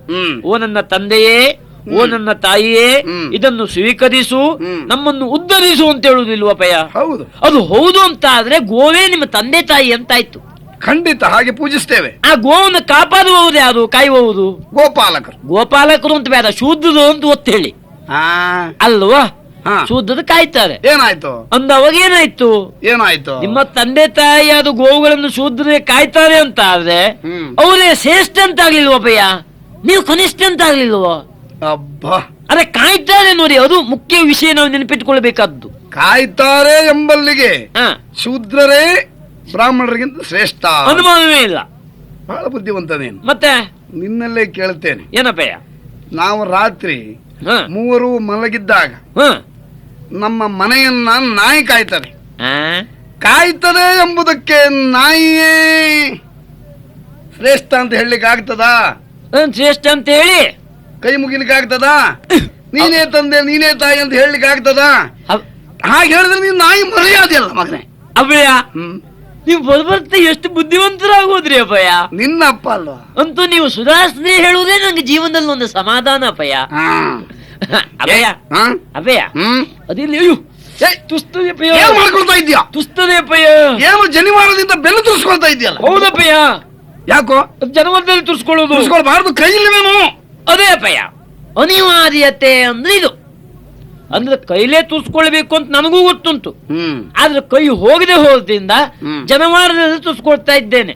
ನೀವ್ ಹೇಳಿದ್ದೀರಲ್ಲ ಅಪ್ಪಯ್ಯ, ಅನಿವಾರ್ಯತೆ ಅಂದ್ರೆ ನಡೀತದೆ ಅಂತ ಹೇಳಿಲ್ವ ಅಪ್ಪಯ್ಯ? ಒಟ್ಟಾರೆ ಯಾವ ಯಾವ ಶಬ್ದವನ್ನು ಎಲ್ಲೆಲ್ಲಿ ಬೇಕಾದ್ರೂ ಪ್ರಯೋಗಿಸ್ತೀನಿ ನೀನು, ಒಟ್ಟಾರೆ ನಿನ್ನ ಅನುಕೂಲಕ್ಕಾಗಿ. ಹೌದಪ್ಪಯ್ಯ, ನಾನು ಏನೇ ಮಾಡುದು ನಿಮ್ಗೆ ಗೌರವ ಕೊಡ್ತೇನೆ ಇಲ್ವಾ? ಖಂಡಿತ.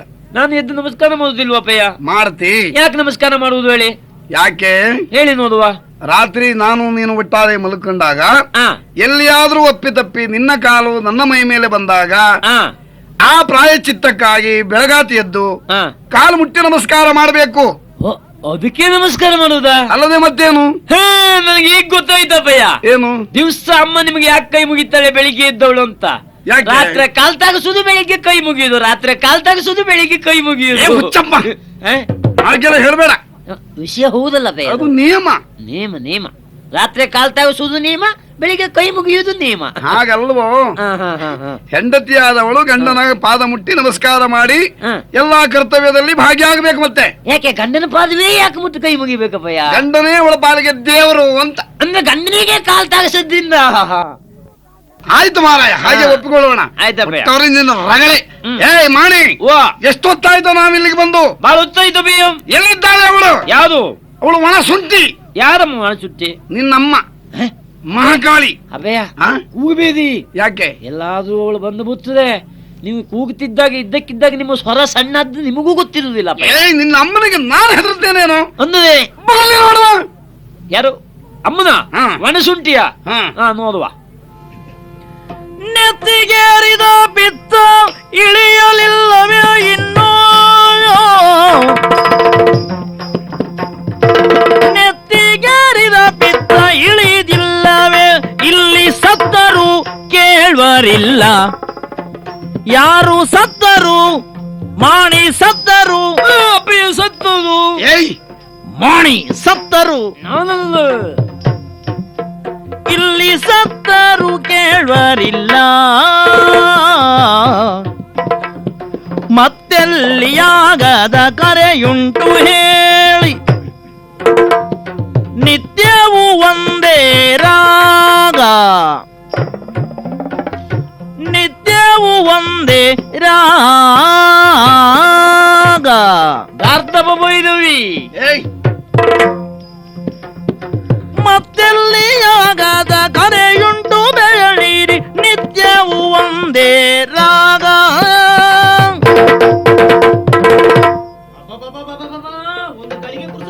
ಒಂದು ಗಳಿಗೆ ಪುರ್ಸೋತಿಲ್ಲ. ರಾಮ ರಾಮ, ನಿಮ್ಮ ಬೊಬ್ಬೆ ಹೊಡೆಯುವುದೊಂದು ಬಿಟ್ರೆ ಬೇರೆ ಕೆಲಸ ಇಲ್ಲ ನಿಮಗೆ. ಏನು ಏನ್ ಹೇಳಿದ್ರಿ ನೀವು? ನನಗೇನು ಕಿವಿ ಕೇಳಿಸುದಿಲ್ಲ ಅಂತ ಭಾವಿಸಿಕೊಂಡಿದ್ದೀರಾ? ನಾನೇನು ಕಿವಿಡಿ ಅಲ್ಲ ಏನು? ಅಪ್ಪ ಅಮ್ಮ ಒಳ್ಳೆ ಹೆಸರಿಟ್ಟಿದ್ದಾರೆ, ಸುಭದ್ರಾ ಸುಭದ್ರಾ ಅಂತ. ಆ ರೀತಿಯಾಗಿ ಕರೆಯುವುದು ಬಿಟ್ಟು ಏನು ಹೇಳ್ತಾ ಇದ್ರಲ್ಲ ಇಲ್ಲಿ. ಏನ್ ಹೇಳಿದ್ರಿ ನೀವು? ಕಾಳಿ, ಮಹಾಕಾಳಿ, ಚಂಡಿ, ಚಾಮುಂಡಿ, ಇನ್ನೇನೋ ಹೇಳಿದ್ರಲ್ಲ, ಒಣಸುಂಟಿ, ಹಸಿಸುಂಟಿ. ನಾನು ಹೇಳುವ ವಿಷಯ ಅಲ್ಲ ಅದು. ಅಲ್ಲ, ನಾನು ಕೇಳಿಸಿದೆ, ನಂಗೆ ಕೇಳಿದೆ, ಎಲ್ಲ ಅರ್ಥ ಆಗ್ತದೆ. ನಾನು ಅನ್ನವೇ ತಿನ್ನುವುದೇನು? ಅಮ್ಮ ನೀವು ಅನ್ನವೇ ತಿಂತೀರಾ? ಮತ್ತಿನ್ನೇನ? ನಮ್ ಪುಣ್ಯ. ಬಾಯಿ ಮುಚ್ಚ ನೀನು. ಮಧ್ಯದಲ್ಲಿ ಬಾಯಿ ಹಾಕಿ ನನ್ನ ಸಿಟ್ಟು ಇಳಿಸ್ಬೇಡ ನೀನು. ಹೌದಾ? ಇವತ್ತೊಂದು ಲೆಕ್ಕಾಚಾರ ಇತ್ಯರ್ಥ ಆಗ್ಬೇಕು ನನಗೆ. ಬನ್ನಿ ಮುಂದೆ ಬನ್ನಿ, ನಿಮ್ಮ ಹತ್ರ ಮಾತಾಡುವುದು ನಾನು. ಬನ್ನಿ ಮುಂದೆ ಬನ್ನಿ. ಹಸಿಸುಂಟಿ ಒಣಸುಂಟಿ ಲೆಕ್ಕಾಚಾರ ಮುಗಿಬೇಕು ನನಗೆ ಇವತ್ತು. ಒಂದ್ ಕೈ ನೋಡಿ ನೋಡುದು ನಾನು. ಬನ್ನಿ. ಅಪ್ಪಯ್ಯ ಮಾತದಿ, ನೀವು ಹೆದಬೇಡಿ ಮಾತದಿ. ಮಗನೇ ನಾಚಿಕೆ ಆಗ್ತದೆ ಮಗನೇ. ನಾಚಿಕೆ ಆದ್ರೂ ಒಂದ್ಸಲ ಬಿಟ್ಟು ಮಾತಾಡಿ ಅಪ್ಪಯ್ಯ. ಯಾಕೋ? ಮದುವೆ ಪ್ರಶ್ನೆ. ಹೆದರಿಕೆ ಆಗ್ತದೆ. ಅಯ್ಯೋ, ಎಂತವರೆಲ್ಲ ನನ್ನನ್ನು ಮದುವೆ ಆಗ್ಬೇಕು ಅಂತ ತುದಿಗಾಲಲ್ಲಿ ನಿಂತು ಕುತ್ತಿಗೆ ಉದ್ದ ಮಾಡಿ ಪ್ರಯತ್ನ ಪಟ್ಟವರಿದ್ರು. ಬಾರಿಸುವವರು ಬೇಕೋ, ಹಾಡುವವರು ಬೇಕೋ, ಎಂತೆಂತವರೆಲ್ಲ ಬಂದಿದ್ರು. ನನ್ನ ಪ್ರಾರಬ್ಧ ಕರ್ಮ ಎಲ್ಲ ನಿನ್ನಾಗೆ ಇದ್ರು ನಮ್ಮ ನೋಡ್ಲಿಕ್ಕೆ. ಅಯ್ಯೋ, ಹಾಗಲ್ವೋ? ಅಷ್ಟು ಚಂದದವರು, ಅಷ್ಟು ಚಂದದವರು ಅಂದ್ರೆ ನಿನ್ನಷ್ಟೇ ಚಂದದವರು. ಇಷ್ಟು ಸುಂದರ ರೂಪವನ್ನು ನೋಡಿಯೇ. ಆದ್ರೆ ಏನ್ ಮಾಡೋಣ ಹೇಳು, ನನ್ನ ಪ್ರಾರಬ್ಧ ಕರ್ಮ. ಹೋಗಿ ಹೋಗಿ ಹೋಗಿ ಇಂಥವ್ರನ್ನು ಕೈ ಹಿಡಿದಿದ್ದೇನಲ್ಲ. ಎಲ್ಲಿಯಾದ್ರೂ ಇವರ ಗುಣ ನಡತೆ ಎಲ್ಲ ಇಂಥದ್ದು ಅಂತ ಮೊದಲೇ ಗೊತ್ತಾಗ್ಬೇಕಿತ್ತು ನನಗೆ. ದೇವರಾಣೆ ಹೇಳ್ತೇನೆ, ದೇವರಾಣೆ, ಇವರನ್ನು ಮದುವೆ ಆಗ್ತಿರ್ಲಿಲ್ಲ ನಾನು ಖಂಡಿತ. ದೇವರಾಣೆ ಹೋದು. ಏನಪ್ಪಯ್ಯ ಅವಳು ಹೇಳಿದ್ ಸರಿ. ಏನಪ್ಪಯ್ಯ?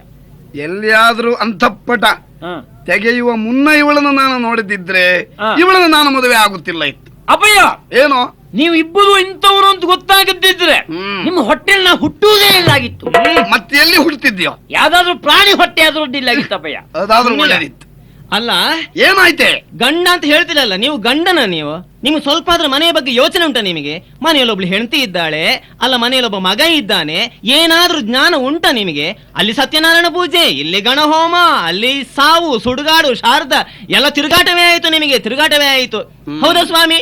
ನೀವು ಸರಿಯಾಗಿ ಯೋಚನೆ ಮಾಡಿಕೊಳ್ಳಿ. ನೀವು ಮನೆಯಲ್ಲಿ ಇಲ್ಲದೇ ಇದ್ದಾಗ್ಲೇ ನಾನು ಇವನಿಗೊಂದು ಜನ್ಮ ಕೊಟ್ಟೆ ಅಲ್ಲ ಈ ಪ್ರಾರಬ್ಧಕ್ಕೆ. ಅಪ್ಪಯ್ಯ ಎಂತ ಮಾತಾಡಿ ಬಿಟ್ಲಪ್ಪಯ್ಯ. ಏನು ನೀವು ಒಂದ್ ದಿವ್ಸ ಮನೆಯಲ್ಲಿಂದ ಹೋದ್ರು ನಾ ಹುಟ್ಟುಬಿಟ್ನಪ್ಪಯ್ಯ. ಏ ಮಗನೇ, ಹಾಗಲ್ಲ. ನೀನು ಹುಟ್ಟುವಾಗ ನಾನು ಮನೆಯಲ್ಲಿ ಇಲ್ಲವಿತ್ತು. ಮತ್ತಮ್ಮ ನೀವು ಮನೇಲಿ ಯಾವ ಇಲ್ಲ ಹೋದ್ರು ಒಂದು ಮಗನಿಗೆ ಜನ್ಮ ಕೊಟ್ಟೆ ಅಂತ ಹೇಳಿದ್ಲಲ್ಲಪ್ಪಯ್ಯ. ಜನ್ಮ ಕೊಡುವಾಗ ನಾನು ಇಲ್ಲವಿತ್ತು ಬಳಿಯಲ್ಲಿ ಅಂತ. ಹಾಗೆ ಹಾಗೆ ಆ ಸಮಯದಲ್ಲಿ ಇರ್ಬೇಕಿತ್ತು. ಮೊದ್ಲು ಮನೆಯಲ್ಲೇ ಇದ್ದೀರಿ ನೀವು. ಖಂಡಿತ ಇಲ್ವಲ್ಲ, ನೀನ್ ಹೇಗೆ ಹೊಡ್ತಿ? ಹೌದು ಹೌದಪ್ಪ. ನಾನು ಇಲ್ದಿದ್ರೆ ಅಲ್ಲ, ಇವನು ಒಬ್ಬ ಮಗನ ಅಲ್ಲ, ಇವನು ಅಲ್ಲ ಮಗನ ಇವನು ಅಂತ ಕೇಳುದು ನಾನು. ಸುಭದ್ರಾ, ಏನು ಒಂದು ಮಾತು ಸರಿ. ಏನು?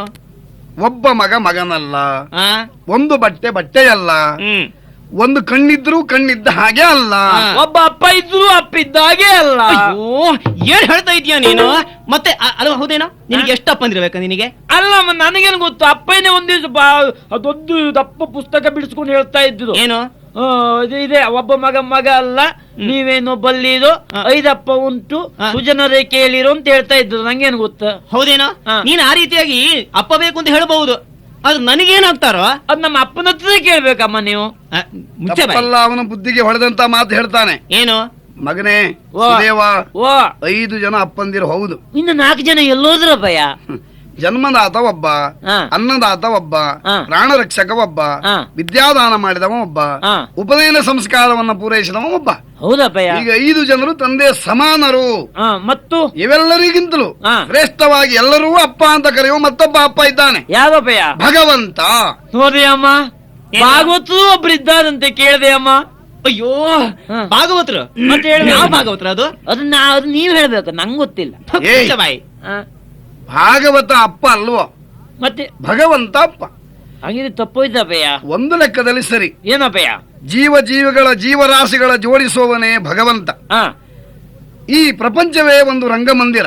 ಹಾ ಇಲ್ಲಿ ಈ ಸೂತ್ರವನ್ನು ಹಿಡಿದು ಹಾ ಈ ನಟರನ್ನೆಲ್ಲ ಆಡಿಸುವವನು ಸೂತ್ರಧಾರಿಯಾಗಿರುವಂತಹ ಭಾಗವತ. ಹ್ಮ್ ಭಗವಲ್ಲೀಲೆ ನಾವೆಲ್ಲ ಇಲ್ಲಿ ಆಡುವಂತಹ ಆಟ.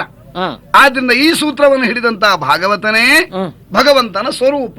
ಹಾಗಿದ್ದು ನಾವೆಲ್ಲ ಪಾತ್ರಧಾರಿಗಳು ಹೌದು, ಅಂತೂ ಕೊನೆಗೂ ಭಾಗವತರಪ್ಪ ಹೇಳುದು ಹೌದು ಅಂತ ಆಯ್ತಲ್ಲ. ಹೌದಪ್ಪ, ಹಾ. ಹಾಗೆ ಒಪ್ಪಿಕೊಳ್ಳೋಣ. ಭಗವಂತನ ಪ್ರತಿರೂಪ ಹ್ಮ್. ಭಾಗವತ. ಹಾ ಅವನು ತಂದೆಯ ಸ್ಥಾನವನ್ನು ಅಲಂಕರಿಸ್ತಾನೆ. ಏನು ಹಾ ಹಾಗೆ ಒಂದಿದು ಏನು. ಹಾ. ಹ್ಮ್ ಹೌದು. ಏನು? ನಿಮ್ ಮಾತುಕತೆ ಆಯ್ತಲ್ಲ ಇಲ್ಲಿ. ಹಾ. ಅಲ್ಲ, ಯಾವಾಗ್ಲೂ ಮನೇಲಿ ಇರುವುದಿಲ್ಲ, ಹ್ಮ್. ಇವತ್ತಾದ್ರೂ ಮನೇಲಿ ಇರ್ತಿರೋ ಹೇಗೆ ಅಂತ ಯೋಚನೆ ಮಾಡುದ ನಾನು. ಇವತ್ತಿರ್ತೇನೆ, ಆ? ಅದು ನಾಳೆ ಹೊರಡಬೇಕಾಗಿದೆ. ನಾಳೆ ಹ್ಮ್. ಹೊರಡುವುದು. ಬಲು ಯಾಗವಂದಿದೆ ನಾಳೆ ಹೋಗುವೆನು,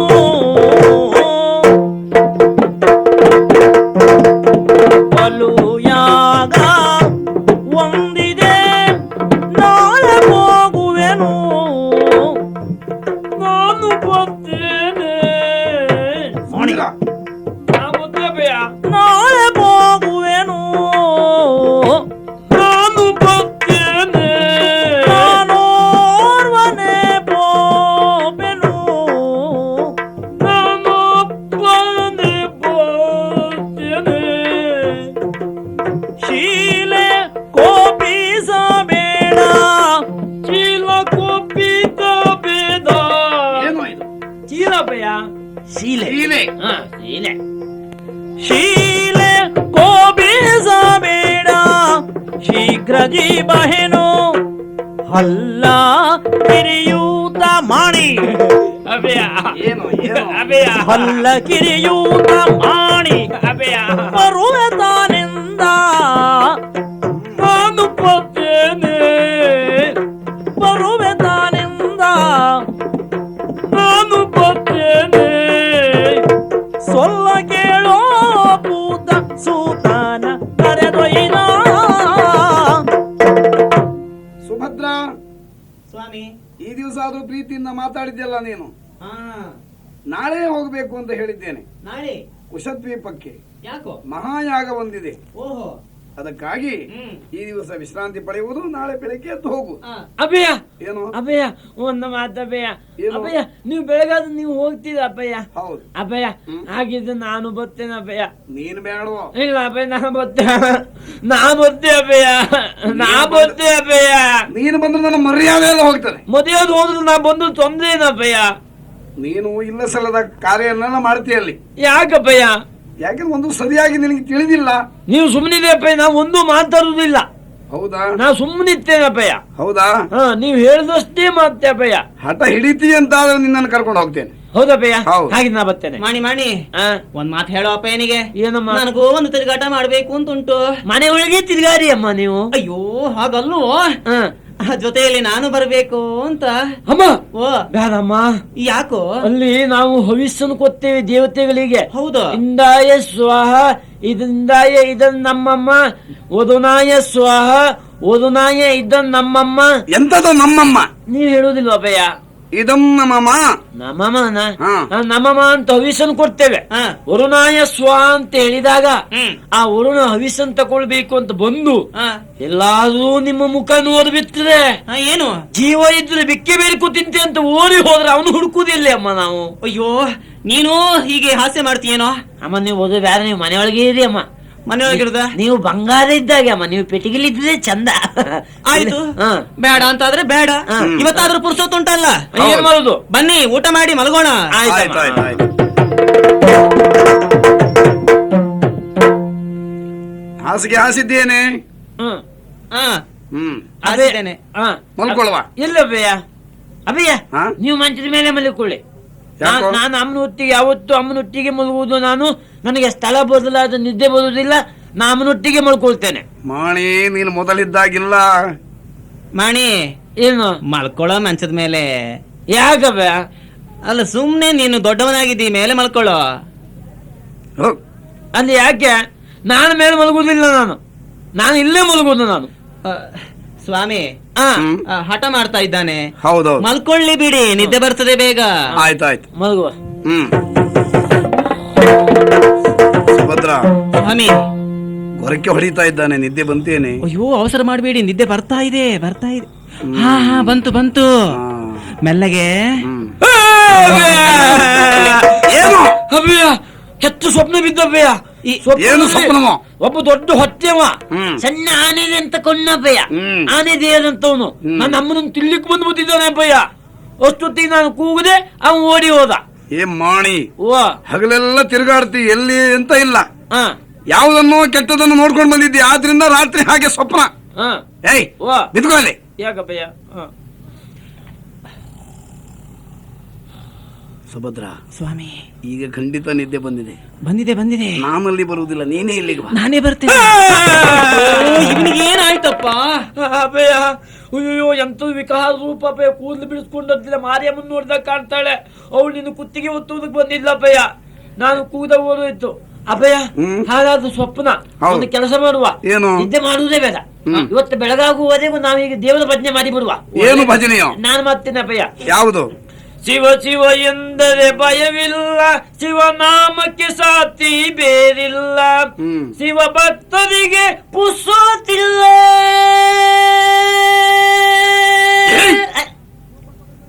ಏನಪ್ಪಯ್ಯ? ಶಿವಭಕ್ತರಿಗೆ ಪುರುಸೋದಿಲ್ಲ ಅಲ್ಲ ಅಂದ್ರೆ ಎಷ್ಟೊತ್ತೇನು ಭಜನೆ ಮಾಡುವುದಲ್ಲ ಮುಂದಿತ್ತ ಅಪ್ಪಯ್ಯ. ನೀವು ಮಧ್ಯೆ ಬಾಯ ಹಾಕಿದ್ರೆ ಅಪ್ಪಯ್ಯ. ಏನು ಅಪ್ಪಯ್ಯ ಹಾ. ಏನ್ ಮಾಡುದು ಅಪ್ಪಯ್ಯ? ನಿದ್ದೆ ಬರುವುದಿಲ್ಲ. ಅವನನ್ನೇ ಧ್ಯಾನ ಮಾಡಿ ನಿದ್ದೆ ಮಾಡ್ತಾ ಇರೋ. ಆಯ್ತಪ್ಪಯ್ಯ, ಬರ್ತದೆ ನಿದ್ದೆ. ಹಾ.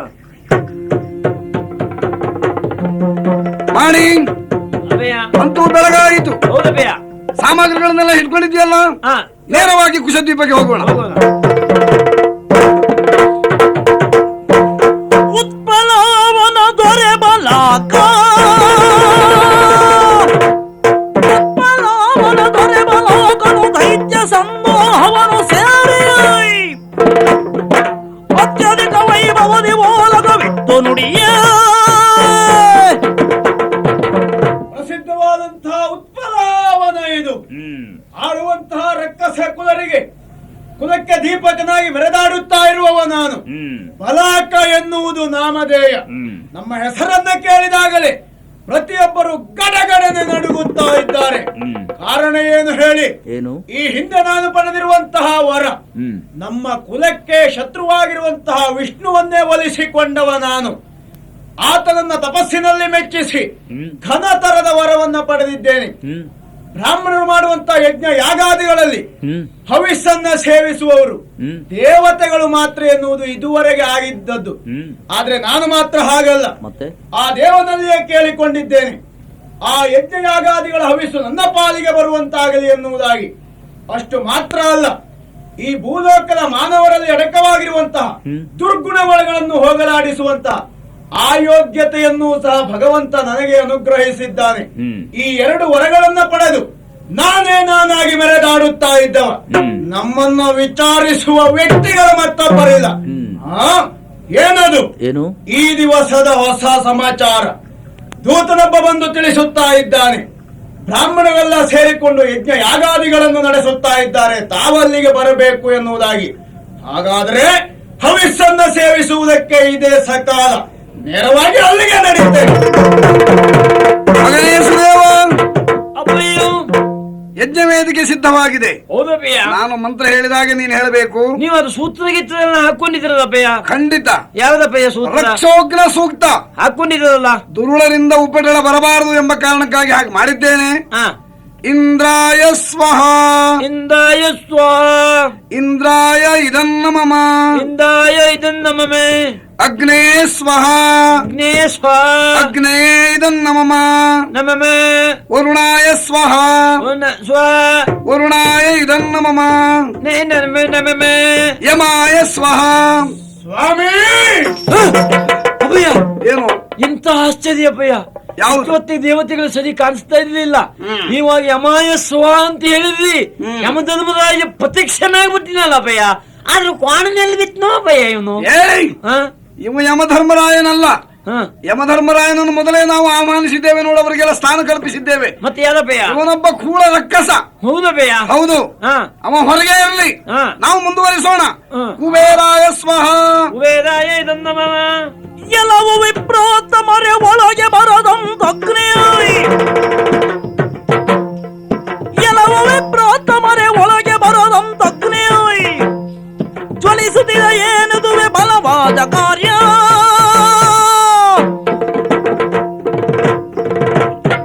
ಸ್ವಾಮಿ ಬ್ರಾಹ್ಮಣೋತ್ತಮರೇ, ಏನು ಹವಿಸ್ಸನ್ನ ಸೇವಿಸಬೇಕೆಂಬ ಕಾರಣಕ್ಕಾಗಿ ಓಡೋಡಿ ಈ ಕಡೆಗೆ ಬಂದಾಗ ಒಂದೇ ಸವನೆ ಈ ರೀತಿಯ ಅಗ್ನಿ ಒಳ ಪ್ರವೇಶಿಸುವುದಕ್ಕೆ ಸಾಧ್ಯತೆಯಾಗ್ತಾ ಇಲ್ಲ.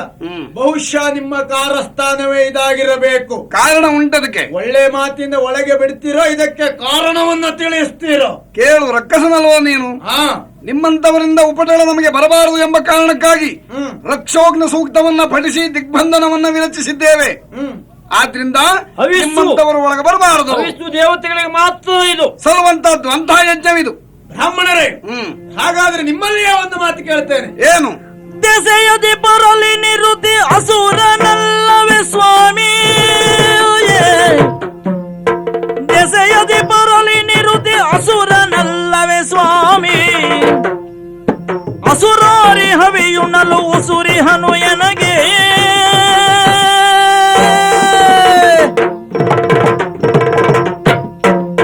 ಸ್ವಾಮಿ, ಕೇವಲ ದೇವತೆಗಳಿಗೆ ಮಾತ್ರ ಹವಿಸ್ಸನ್ನು ನೀಡುವುದು ಎನ್ನುವುದಾಗಿ ತಿಳಿಸ್ತಾ ಇದ್ದೀರಿ. ದಾನವನಾದಂತಹ ನಾನು ಹವಿಸ್ಸನ್ನ ತಿನ್ನಬಾರದು ಅಂತಾದ್ರೆ ಈ ಹಿಂದೆ ನಮ್ಮ ಜಾತಿಯವರೇ ತಿಂದವರೊಬ್ಬರ ಇದ್ದಾರಲ್ಲ, ಯಾರು? ಅಷ್ಟದಿಕ್ಪಾಲಕರಲ್ಲಿ ಒಬ್ಬನಾಗಿರುವಂತಹ ನಿವೃತ್ತಿಗೆ ತಾವು ಹವಿಸ್ಸನ್ನ ನೀಡ್ತಾ ಇದ್ದೀರಿ. ಸ್ಥಾನ ಕಲ್ಪಿತವಾಗಿದೆ. ಸ್ಥಾನ ಕಲ್ಪಿತ ಆದದ್ದೇ ಹೌದಾದ್ರು ಆತನು ರಕ್ಕಸನೇ ಹೌದಾ ಅಲ್ವೋ ಹೇಳಿ? ಹೌದು. ಹೌದು ಭಯ. ಒಳ್ಳೆ ಮಾತಾಡಿದ್ದಾನೆ, ವಿಷಯ ಸತ್ಯ ಉಂಟು. ಯಾವುದು? ನೋಡು, ಅವನು ರಕ್ಕಸ, ನಾನು ರಕ್ಕಸ. ಅವನಿಗೆ ಕೊಡ್ತೀನಿ, ನನಗೆ ಕೊಡುವುದಿಲ್ಲ ಯಾಕೆ ಅಂತ ಕೇಳ್ತಾ ಇದ್ದಾನೆ. ಒಳ್ಳೆ ಮಾತಾಡಿ ತಗೋ, ನಾನು ಕೊಡ್ತೇನೆ. ಮಾಣಿ ಅಭಯ, ಅವ ಅಧಿಕಾರವನ್ನು ಮೊದಲೇ ಪಡೆದವನು. ಇವ ಯಾರೋ ಹೊಸಬ, ಇವ ದೇವತೆ ಅಲ್ಲ. ಅವನಿಗೆ ಸ್ಥಾನ ಮೊದಲೇ ಕಲ್ಪಿತವಾದದ್ದು. ಆದ್ರಿಂದ ರಕ್ಕಸ, ಏನು ಯಾಕೆ ನಿನಗೆ ಹವಿಸ್ಸು? ಒಂದು ಕೆಲಸ ಮಾಡು. ಏನು? ನಮ್ಮ ಅಪ್ಪನ ಯೋಗ್ಯತೆ ಏನು ಅಂತ ಗೊತ್ತಿಲ್ಲ. ಉಕ್ತೋಗ್ನ ಸೂತ್ರ ಎಂತದ ಬೇದ ರಕ್ಷೋದ್ನ ಸೂತ್ರ ಹಾಕಿದ್ದಾರೆ.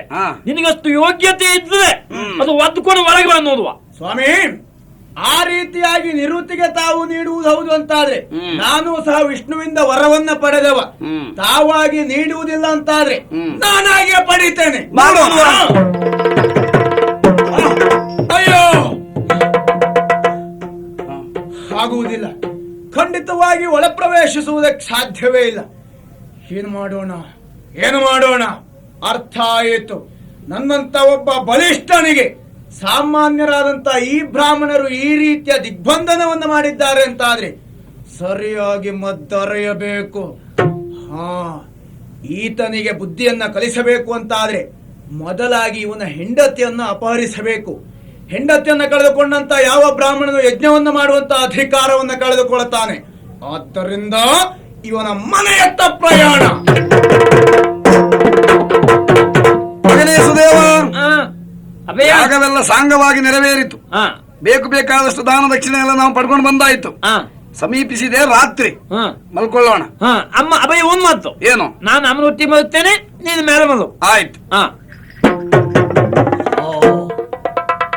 ಮೂವರು ಮಲಗಿದ್ದಾರೆ ಇಲ್ಲಿ. ಸರಿಯಾದ ಸಮಯ ಇದು. ಇವರಿಬ್ಬರಿಗೆ ಎಚ್ಚರಾಗದೆ ಇದ್ದ ಹಾಗೆ ಅಗುಳಿ ಹಾಕಿದ್ದು ಹಾಗೆ ಇರಬೇಕು. ಇವಳೊಬ್ಬಳನ್ನೇ ಎತ್ತುಕೊಂಡು ನೇರ ನಡಿತೇನೆ. ಮಾಯಕದೆ ಆಸುರ ಸುಭದ್ರೆಯನು ತಾನೊಯ್ಯೇ. ಸುಭದ್ರ ಸುಭದ್ರ ಸುಭದ್ರ ಸುಭದ್ರ ಮಾಡಿ ಮಾಡಿ ನಿನ್ನ ಅಮ್ಮ ಕಾಣಿಸುದಿಲ್ವಲ್ಲ? ಮತ್ತೊಂದು ತಗೊಂಬಂದಾಯ್ತು ಸುಮ್ಮನೆ ಏನೋ ನಿನ್ನ ಅಮ್ಮ ಇಲ್ಲ ಇಲ್ಲಿ. ಅಮ್ಮನ ಅಭಯ ರಾತ್ರಿ ನನ್ನ ಒಟ್ಟಿಗೆ ಅಮ್ಮ ಮಲಗಿದ್ದಾಳೆ. ವಿಚಿತ್ರ ಅಂದ್ರೆ ಇಲ್ಲ ಅಭಯ. ಹುಡುಕು ಹುಡುಕು ಅಭಯ ಇದೇನ ಅಭಯ, ನೀವು ನನ್ನ ಒಟ್ಟಿಗೆ ಮಲ್ಕೊಂಡಿದ್ದ ಅಭಯ? ಹೌದಾ? ಹೌದು. ಆಶ್ಚರ್ಯವೇ ಸರಿ. ಏನು? ನನ್ನ ಒಟ್ಟಿಗೆ ಅಮ್ಮ ಮಲಗಿದ್ಲು, ಅಮ್ಮನ ಜಾಗದಲ್ಲಿ ನೀವಿದ್ದಿದೆ. ಇದೆಂತ ನಮ್ಮನೆ ಅಂತ ಗೊತ್ತಿಲ್ಲ. ನಾನು ನೋಡಿದ ಮಂಚದ ಮೇಲೆ ಇದ್ದೇನೆ. ಎಂತ ಕಥೆ ಅಭಯ? ಅಭಯ ಈಗ ಏನ್ ಮಾಡುದು? ಏನ್ ಮಾಡುದು? ಎಲ್ಲಿ ಹುಡುಕಿದ್ರು ಇಲ್ಲಪ್ಪ. ಅಮ್ಮ ಇಲ್ಲ ಅಂತ ಅದು ಒಂದು ಕ್ಷಣವೂ ನಾ ಬದುಕುದಿಲ್ಲ ಅಭಯ. ಯಾಕೋ ಅಮ್ಮನ ಮೇಲೆ ಪ್ರೀತಿ? ಅಮ್ಮನ ಮೇಲೆ ಯಾವತ್ತೂ ನಂಗೆ ಪ್ರೀತಿ ಉಂಟು. ಅವಳು ರಗಳೆ ಮಾಡ್ತಾಳೆ ಅಂತ ಬೇಸರ ಇತ್ತು. ಅದು ಬಲ್ಲವರು ಒಂದು ಮಾತು ಹೇಳಿದ್ದಾರೆ ಅಂತ ನೀನೇ ಹೇಳಿದ್ದಿಲ್ಲ ಅಪ್ಪಯ್ಯ. ಏನು? ಜನನಿ ಜನ್ಮಿ ಭೂಮಿಚ್ಚ ಸ್ವರ್ಗಾದಪಿ ಬರಿಗಸಿ ಅಂತ ಹೇಳಿಲ್ವಾ ಅಪ್ಪಯ್ಯ? ನಿನ್ನ ಸ್ವರ್ಗಾದಪಿ ಗರೀಯಸಿ ಯಾವ್ದಾದ್ರು ಒಂದಪ್ಪಯ್ಯ ಹೋಗುವ. ಈಗ ಏನ್ ಮಾಡುದು? ಈಗ ಮತ್ತೇನು ಮಾಡುವುದಲ್ಲ, ಬಾಗಿಲ ಅಗಳೆ ಹಾಗೇ ಉಂಟು. ಎಲ್ಲಿಯೂ ಬರ್ಲಿಕ್ಕೆ ಹೋಗ್ಲಿಕ್ಕೆ ಸಾಧ್ಯ ಇಲ್ಲ. ಆಕೆಗೆ ಹೆಗ್ಗಳಿಲ್ಲ, ಅದು ಬಂದಿರಬಹುದೇ? ಹಾಗೆಲ್ಲ ಇಲ್ಲ, ಮಾಯವಾಗಿದ್ದಾಳೆ ಎಂಬುದು ಸತ್ಯ. ನಮ್ಮನ್ನು ರಕ್ಷಿಸುವ ದೊರೆ ಇಲ್ವೋ? ಉತ್ತಮ ಭೂಪಾಲ ಬಹಿರ್ಸ್ಮತಿ ಅಲ್ಲಿಗೆ ಹೋಗುವ. ಮಹಾರಾಜರೇ ನಮೋ ನಮಃ. ಸ್ವಾಮಿ ವಿಪ್ರೋತ್ತಮರೇ, ಏನಿದು ಅಕಾಲದಲ್ಲಿ ನಿಮ್ಮ ಆಗಮನ? ಮಾತ್ರ ಅಲ್ಲ, ಧಾರಾಕಾರವಾಗಿ ಕಣ್ಣೀರು ಸುರಿಸುತ್ತಾ ಇದ್ದೀರಿ. ಹೌದು. ಯಾವುದೋ ಒಂದು ವಿಷಯದ ಕುರಿತಾಗಿ ಭೀತಿಗೆ ತುತ್ತಾದವರಂತೆ ಕಾಣ್ತಾ ಇದ್ದೀರಿ. ಹೌದು. ಏನು ನನ್ನಿಂದ ಆಗಬೇಕು? ಯಾವ ಉದ್ದೇಶದಿಂದ ಇಲ್ಲಿಗೆ ಬಂದ್ರಿ? ಮಹಾರಾಜರೇ ಅನಾಹುತ ನಡೆದು ಹೋಯ್ತು. ಅನಾಹುತ? ಮಹಾರಾಜರಾಗಿರುವಂತಹ ನೀವು ನಮ್ಮನ್ನು ಸಂರಕ್ಷಿಸುವವರಲ್ವೇ? ಆದ್ರಿಂದ ನಿಮ್ಮಲ್ಲೇ ಬೇಡಿಕೊಳ್ತಾ ಇದ್ದೇನೆ. ಏನು? ರಾತ್ರಿ ನಾವು ಮೂವರು ಒಟ್ಟಾಗಿ ಮಲಗಿದ್ದೆವು. ನಾ ಹೇಳ್ತೇನೆ, 3 ದಿನ ಒತ್ತಿಗಲ್ಲ ಮಹಾರಾಜ. ನಮ್ಮಲ್ಲಿ ಒಂದೊಂದು ಘಟನೆ ಆಗ್ತಾ ಉಂಟು, ಇಂಥದ್ದು ಅಂತಿಲ್ಲ. ಒಮ್ಮೆಲೆ ಇಬ್ಬರು ಮಾತಾಡಿ ಗೊಂದಲಕ್ಕೆ ತುತ್ತಾಗಬೇಡಿ, ತುತ್ತಾಗಿಸಬೇಡಿ. ನೀನೇ ಹೇಳು. ಯಾರಾದ್ರೂ ಒಬ್ಬರು ಹೇಳಿ. ನಾನು ನಿಮಗೆ ಸರಿಯಾಗಿ ಅರ್ಥ ಆಗಬೇಕು, ತಿಳುವಳಿಕೆಗೆ ಬರಬೇಕು ಅಂದ್ರೆ ನಾನೇ ಹೇಳ್ಬೇಕು. ನಮ್ಮ ಅಪ್ಪಯ್ಯ ಗರ್ಭಿಣಿ ಮಾಡೋದು. ಹೌದಪ್ಪ ಸ್ವಾಮಿ. ನಮ್ಮ ಅಪ್ಪಯ್ಯ ಮಂಚದ ಮೇಲೆ ಮಲಗಿದ್ರು, ನಾನು ಅಮ್ಮ ಇಬ್ಬರು ಕೆಳಗೆ ಮಲಗಿದ್ರು. ಏನು ವಿಚಿತ್ರವೋ ಏನು ನನಗೆ ಗೊತ್ತಿಲ್ಲ. ಅಪ್ಪಯ್ಯ ಕೆಳಗೆ ಬಿದ್ದು ಬಿಟ್ಟಿದ್ದಾರೆ, ನಾನು ಮೇಲೆ ಬಿಟ್ಟು ಬಿಟ್ಟಿದ್ದೇನೆ. ಅಮ್ಮ ಮಾತ್ರ ಕಾಣೆಯಾಗಿದ್ದಾಳೆ. ಏನು ನೀನು ಹೇಳಿದಾಗ ಆಯ್ತು. ಹೌದು ಮಹಾರಾಜರೇ, ಅವ ಹೆಡ್ಡ.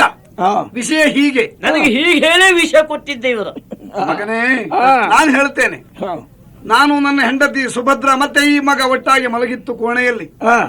ಎದ್ದು ನೋಡ್ತೇನೆ, ಸುಭದ್ರ ಇಲ್ಲ. ಬಾಗಿಲು ಹಾಕಿದ ಹಾಗೆ ಉಂಟು. ಇಲ್ಲ ಅಂತಾದ್ರೆ ಯಾರೋ ಅಪಹರಿಸಿರಬೇಕು. ಮಾಯೆಯಿಂದಾದಂತಹ ಈ ಕೆಲಸ. ನನಗೆ ನನ್ನ ಹೆಂಡತಿಯನ್ನು ಒದಗಿಸಿಕೊಡ್ಬೇಕು.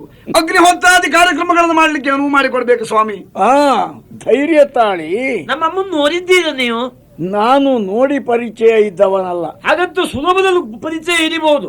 ಹೇಗೆ? ನಮ್ಮಮ್ಮ ಸೀರೆ ಉಟ್ಕೊಂಡಿರ್ತಾಳೆ. ಅವನಲ್ಲಿ ಸೀರೆ ಹೆಂಗಸಾದವಳು ಉಟ್ಕೊಳ್ತಾಳಪ್ಪ, ಅದೊಂದು ವಿಶೇಷವೇನೋ? ಪರಿಚಯಕ್ಕೆ ಸಾಕ. ಅದು ನಮ್ಮ ಅಮ್ಮನೂ ಉಡ್ತಾಳೆ ಅಂತ ಹೇಳಿದ್ ನಾನು. ನಿನ್ನ ಅಮ್ಮ ಉಡುವುದೊಂದು ವಿಶೇಷವಾ? ಇದು ನೋಡಿ, ಕಪ್ಪು ಸೀರೆ ಉಟ್ಕೊಳ್ತಾಳೆ ನಮ್ಮಮ್ಮ.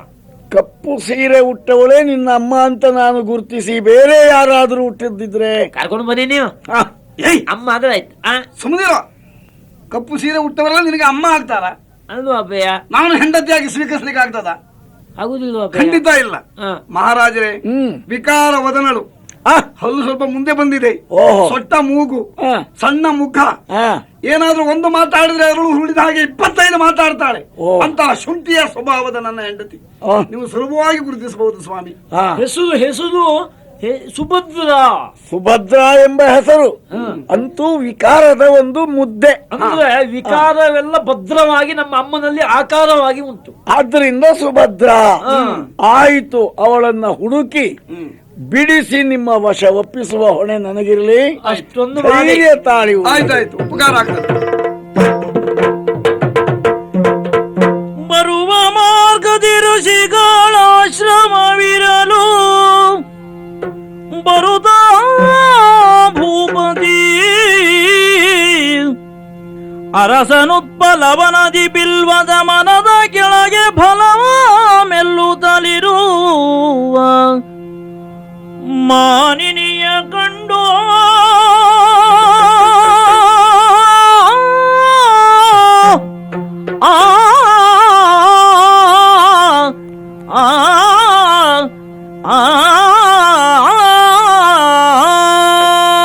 ವಿಪ್ರೋತ್ತಮರಿಗೆ ಧೈರ್ಯದ ಮಾತನ್ನಾಡಿ ಈಗಲೇ ಹೊರಟು ಈ ಕಡೆಗೆ ಧಾವಿಸ್ತಾ ಇದ್ದೇನೆ. ಈ ಸ್ಥಳದ ಪರಿಚಯ ಮಾಡಿಕೊಳ್ಳುವಾಗ ಏನು ಆಶ್ಚರ್ಯ, ಮನಸ್ಸಿಗೆ ಆನಂದವನ್ನುಂಟು ಮಾಡುತ್ತಾ ಇದೆ. ಇದು ಪುಣ್ಯತಮದಿಂದ ಕೂಡಿದ ಕ್ಷೇತ್ರ ಅಂತ ಸ್ಪಷ್ಟವಾಯಿತು. ಅನೇಕ ಋಷಿ ಮುನಿಗಳು ತಪಸ್ಸನ್ನಾಚರಿಸಿದ ಹಾಗೂ ಯಾಗ ಯಜ್ಞಾದಿಗಳನ್ನು ಮಾಡಿ ಪೂರೈಸಿದ ಪುಣ್ಯ ಭೂಮಿ. ಇಲ್ಲಿ ಎಲ್ಲಿಯಾದರೂ ಆ ಬ್ರಾಹ್ಮಣೋತ್ತಮರ ಪತ್ನಿ ಇರಬಹುದೋ? ಓಹೋ ಆ ವೃಕ್ಷದಡಿಯಲ್ಲಿ ಒಬ್ಬಳು ಕುಳಿತಿದ್ದಾಳಲ್ಲ, ಹೋಗಿ ಅವಳನ್ನೇ ವಿಚಾರಿಸಿ ತಿಳಿದುಕೊಳ್ತೇನಂತೆ. ಓ ಯಾರಮ್ಮ? ಪರಮ ಸುಂದರಿಯಾರು ಬಂದು ಜಲ್ಲಿಂದ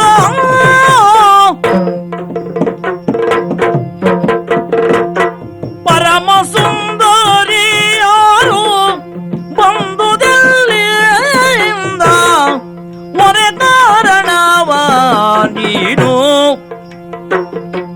ಒರೆ ಕಾರಣವ ನೀನು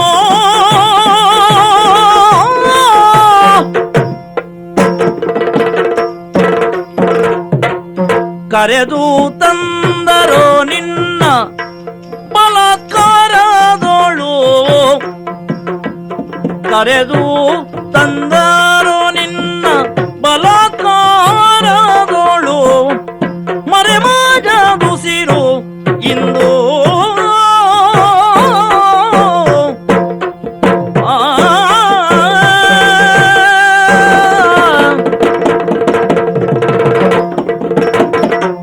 ಕರೆದು ತಂದರೋ ನಿನ್ನ ಬಲಕಾರದಿಂದಲೇ ಮರೆಮಾಡದು ಸೀರು ನೀನು. ಓ ಪರಮ ಸುಂದರಿ, ಹಾ ಸುಂದ್ರಿ, ನಿಮ್ಮನ್ನೇ ಉದ್ದೇಶಿಸಿ ಮಾತನಾಡ್ತಾ ಇದ್ದೇನೆ. ಅಯ್ಯೋ ದೇವ್ರೇ, ಈ ಪ್ರಪಂಚದಲ್ಲಿ ನಿನ್ನ ಹಾಗಿನ ರೂಪವತಿಯನ್ನ ಹುಡುಕಬೇಕು ಅಂದ್ರೆ ಅದು ಸಾಧ್ಯವಾದ ಮಾತಲ್ಲ. ನಿನ್ನನ್ನೇ ಕಂಡ್ರೆ ಸುಮ್ಮನೆ ನೀವು ಇಲ್ಲಿ 7-8 ದಿವಸ ಆಯ್ತು ಈ ಮರದ ಬುಡದಲ್ಲಿ ಕುಳಿತು ಹಣ್ಣು ತಿಂದುಕೊಂಡು. ನನ್ನ ಗ್ರಹಚಾರಕ್ಕೆ ನಮ್ಮವರಿಗೂ ಬುದ್ಧಿ ಇಲ್ಲ, ರಕ್ಷಣೆ ಮಾಡುವಂತಹ ಹೊಣೆಗಾರಿಕೆ ಅವರಿಗೆ ಹೇಗೂ ಇಲ್ಲ. ನನ್ನ ಹೊಟ್ಟೆವರಿಗೆ ನನಗೆ ಗೊತ್ತು, ಇವ್ರು ಬಂದ್ ಕಡೆ ಸುಂದ್ರಿ ಅಂತೆ. ಅಮ್ಮ, ನಿನ್ನನ್ನು ಕರೆಯುವುದಕ್ಕೆ ಕಾರಣ ಇದೆ. ಪರಮ ಸುಂದರಿ ಅಂತ ಹೇಳಿದ್ನಲ್ಲ, ಲೋಕೋತ್ತರವಾದಂತಹ ಸೌಂದರ್ಯದಿಂದ ಕೂಡಿದವಳು ನೀನು. ನಿನ್ನ ಹಾಗಿನ ಸೌಂದರ್ಯವತಿ ನಿನ್ನನ್ನು ಬಿಟ್ಟರೆ ಮತ್ತೊಬ್ಬರು ಸಿಗುವ ಹಾಗಿಲ್ಲ. ಸ್ವಲ್ಪ ಸುಮ್ಮನಿರಿ ನೀವು. ಈಗ ನಿನ್ನಲ್ಲಿ ನನ್ನ ಪ್ರಶ್ನೆ ಇಷ್ಟೇ, ಏನು? ನೀನು ಬಂದು ಈ ಸ್ಥಳದಲ್ಲಿ ಕುಳಿತಿದ್ದೀಯಲ್ಲ ಮರದಡಿಯಲ್ಲಿ, ಯಾರಾದರೂ ನಿನ್ನನ್ನು ಬಲಾತ್ಕಾರವಾಗಿ ಎಳೆದು ತಂದು ಇಲ್ಲಿ ಕುಳ್ಳಿರಿಸಿದ್ದಾರೆ ನನಗೇನು ಹುಚ್ಚ? ಅಥವಾ ನೀನಾಗಿಯೇ ಬಂದದ್ದು? ಯಾರು ನಿನ್ನ ಪತಿ? ಯಾರು ನಿನ್ನ ತಂದೆ ತಾಯಿಗಳು? ಯಾರು? ನಿನ್ನ ಹೆಸರೇನು? ಇಲ್ಲಿಯೇ ಇರುವುದಕ್ಕೆ ಕಾರಣ ಏನು? ಹೌದು, ನಾನು ಯಾರಾದ್ರೆ ನಿಮಗೇನು ಅಂತ ಪ್ರಶ್ನೆ ಹಾಕುದು. ನಾನು ಇಲ್ಲಿ ನಾಡಿನ ದೊರೆ. ಓ ದೊರೆಯ ನೀವು? ಉತ್ತಮ ರಾಜ. ಓ ಉತ್ತಮ ರಂಜ ನೀವೇ? ನಾನೇ. ಒಳ್ಳೇದಾಯ್ತು. ಅಲ್ಲ, ಹೀಗೆ ಬಂದು ಕೂತ್ಕೊಳ್ಳಿಕ್ಕೆ ನನಗೇನು ಹುಚ್ಚ ಅಲ್ಲ. ಬಲಾತ್ಕಾರವಾಗಿ ತಂದಿರಿಸಿದ್ದು ನನ್ನನ್ನು. ಬಲಾತ್ಕಾರವಾಗಿ? ಹೌದು, ನನಗೆ ಗೊತ್ತಿಲ್ಲದೆ. ಹೌದಪ್ಪ. ಮತ್ತೆ ಗಂಡ ಯಾರು? ಗಂಡ? ಅಯ್ಯೋ ಸ್ವಲ್ಪ ಸುಮ್ಮನೆ ನೀವು. ಅಂದ್ರೆ ಬಹುಪತಿವ್ರತೆ ನಾನು. ನಿನ್ನ ಪತಿಯ ಹೆಸರೇನಮ್ಮ? ಹೇಳಬಾರ್ದು. ಗಂಡನ ಹೆಸರು ಹೇಳಬಾರ್ದು. ಯಾಕೆ ಹೇಳಬಾರ್ದು? ಪತಿವ್ರತೆ ಅಲ್ವಾ? ಪತಿವ್ರತೆಯರು 5 ಬಾರಿ ಆದ್ರೂ ಗಂಡನ ಹೆಸರು ಹೇಳಬೇಕು ಎಂಬ ಶಾಸ್ತ್ರವೇ ಇದೆಯಲ್ಲ. ಶಾಸ್ತ್ರವನ್ನು ಮೀರುವವಳು ನಾನಲ್ಲ. ಬೆಳಿಗ್ಗೆ 5 ಸಲ ಹೇಳಿ ಆಗಿದೆ. ಯಾಕೆ ಹೇಳಬೇಕು? ಲೆಕ್ಕಾಚಾರ ಮುಗಿಯಿತಲ್ಲ. ಆದ್ರೆ ಒಂದು ಕೆಲಸ. ಏನು? ನಿನ್ನ ಪರಿಚಯ ಪರಿಪೂರ್ಣ ನನಗಾಗಬೇಕಿದ್ರೆ ನಿನ್ನ ಪತಿಯ ಪರಿಚಯವನ್ನು ಕೊಡ್ಲೇಬೇಕು. ಹೌದಲ್ಲ? ಹೌದು. ಹಾಗಿದ್ರೆ ಸಂಜೆ ಮೂಲಕ ಹೇಳ್ತೇನೆ. ವಿಷ್ಣುವಿನ ಕೈಯಲ್ಲಿ ಒಂದು ಚಕ್ರ ಉಂಟಲ್ಲ? ಹೌದು. ಏನಂತ ಹೇಳ್ತಾರೆ ಅದಕ್ಕೆ? ಅದಕ್ಕೆ ಸುದರ್ಶನ. ಮೊದಲ ಅಕ್ಷರವನ್ನು ತಕೊಳ್ಳಿ. ಹೌದು. ಆಮೇಲೆ ಶುಕ್ರವಾರದ ಮತ್ತಿನ ದಿವಸ ಯಾವುದು? ಶನಿವಾರ. ಶನಿವಾರ ಅಕ್ಷರ ತಕೊಳ್ಳಿ. ಆಮೇಲೆ ಆದಿತ್ಯವಾರದ ಮತ್ತಿನ ದಿವಸ? ಆದಿತ್ಯವಾರ. ಸೋಮವಾರ. ಅದರಲ್ಲಿ 2ನೇ ಅಕ್ಷರವನ್ನು ತಕೊಳ್ಳಿ. 9 ಸೇರಿಸಿ. 9 ಸೇರಿಸಿ ಏನಾಯ್ತು? ಸುಶರ್ಮ. ಅದೇ ಸುಶರ್ಮ. ಏನಮ್ಮ, ಗಂಡನ ಹೆಸರನ್ನು ಹೇಳುವುದಿಲ್ಲ ಅಂತ ಹೇಳಿದ್ದಿ, ಈಗ ಹೇಳಿ ಆಯ್ತಲ್ಲ ನೀನು. ಬಾಯಿ ತಪ್ಪಿ ಬಂದು ಹೋಯ್ತಲ್ಲ. ತಪ್ಪಿದ್ರೆ ಏನು ದೋಷ ಇಲ್ಲ ಬಿಡು. ಒಳ್ಳೇದಾಯ್ತು. ಆ, ಅವರ ಪತ್ನಿ ನೀನೇ ಅಲ್ವಾ? ನಾನೇ ಬಹಳ ಸಂತೋಷ. ಆ. ನಿನ್ನನ್ನ ಕರೆದೊಯ್ದು ನಿನ್ನ ಪತಿದೇವರಿಗೆ ಒಪ್ಪಿಸಬೇಕಾದ ಹೊಣೆಯನ್ನ ಹೊತ್ತು ಬಂದವ ನಾನು. ಹೌದಾ? ಹೇಳಿ ಹೋಗೋಣ. ಆದೀತು, ಹಾಗಾದ್ರೆ ಹೋಗುವ.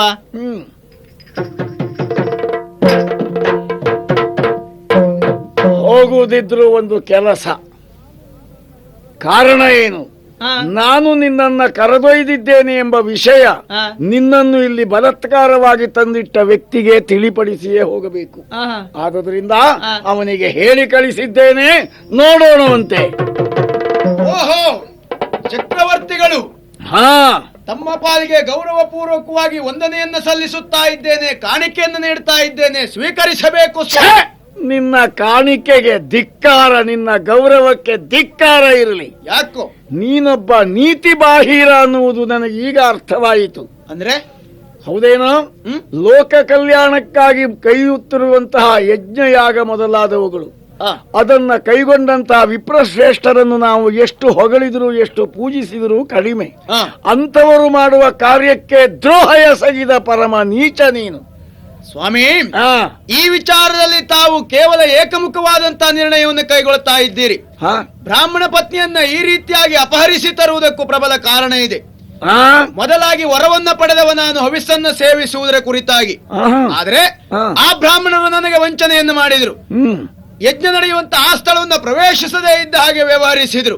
ಅವರ ಮೇಲಿನ ಸ್ವೇಡನ್ನ ತೀರಿಸಿಕೊಳ್ಳಬೇಕೆಂಬ ಉದ್ದೇಶಕ್ಕಾಗಿ ಈಕೆಯನ್ನು ನಾನು ಅಪಹರಿಸಿ ತಂದದ್ದು ಹೌದು. ಓ, ಯಜ್ಞ ಮಾಡಬೇಕಾದ ವ್ಯಕ್ತಿಗೆ ಪತ್ನಿ ಶೂನ್ಯಳಾದರೆ ಅಧಿಕಾರವೇ ಇರುವುದಿಲ್ಲ ಯಜ್ಞ ಮಾಡುವುದು. ಆದ್ರಿಂದ ಅವರ ಪತ್ನಿಯನ್ನು ನೀನು ಅಪಹರಿಸಿದ್ದು ಈ ಕಾರಣದಿಂದ. ಹವಿಸ್ಸು ನಮ್ಮ ಪಾಲಿಗೆ ಸಿಗುತ್ತದೆ ಅಂತಾದ್ರೆ ಮತ್ತೆ ಇವಳ ಅವಶ್ಯಕತೆಯೇ ನಮಗಿಲ್ಲ. ಹವಿಸ್ಸು ನಿನ್ನ ಪಾಲಿಗೂ ಲಭ್ಯವಾಗಬೇಕು ಅಂತ ಹೇಳಿದೆಯಲ್ಲ, ಅದು ಸಿಗುವ ಹಾಗೆ ಮಾಡೋಣ.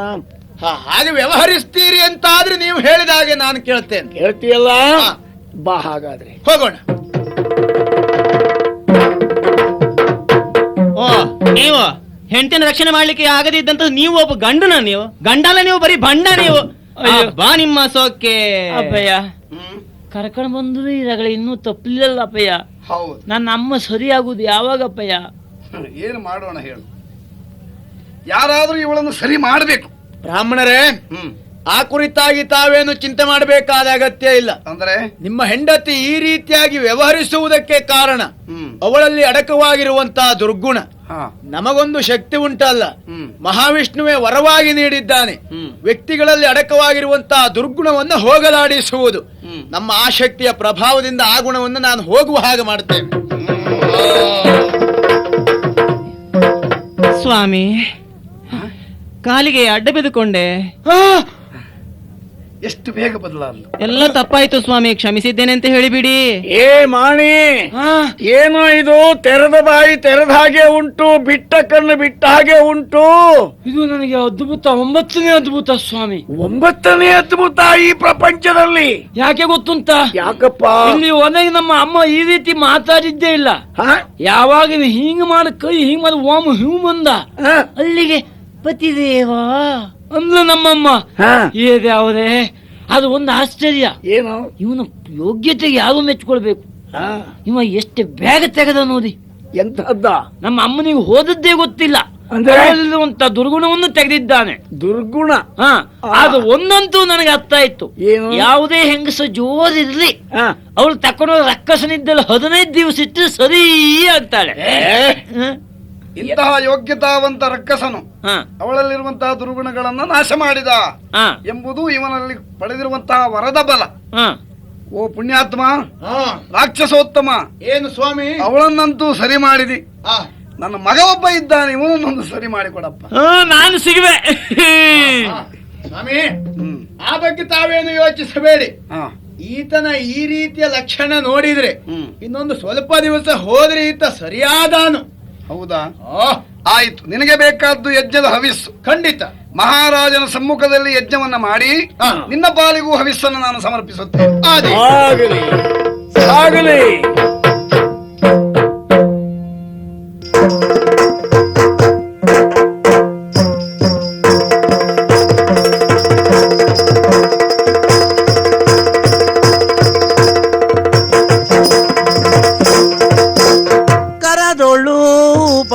ಪಾಶಾಂಕುಶಧರನಿಗೆ ಹರುಷದಿ ಭಕ್ತರ ಪೊರೆವಗೆ ಉರಗಭೂಷಣನ ಸುಕುಮಾರ ಗಜವದನ ಚರಣ ಕಮಲಕ್ಕೆ ಆರತಿ ಎತ್ತಿರೆ, ಆರತಿ ಬೆಳಗಿದೆ, ಆರತಿ ಎತ್ತಿರೆ. ಮಹಿಷಾಸುರ ಮರ್ಧಿನಿಗೆ ಕಿಂಕಿಣಿ ಹರೆ ಕೇಯೂರ ಧಾರಿಣಿ ಸುರರನ್ನಳೆಗೆ ಮಂಗಲಂ ಜಯ ಮಂಗಲಂ ಶುಭ ಮಂಗಲಂ ಗಜಮುಖದ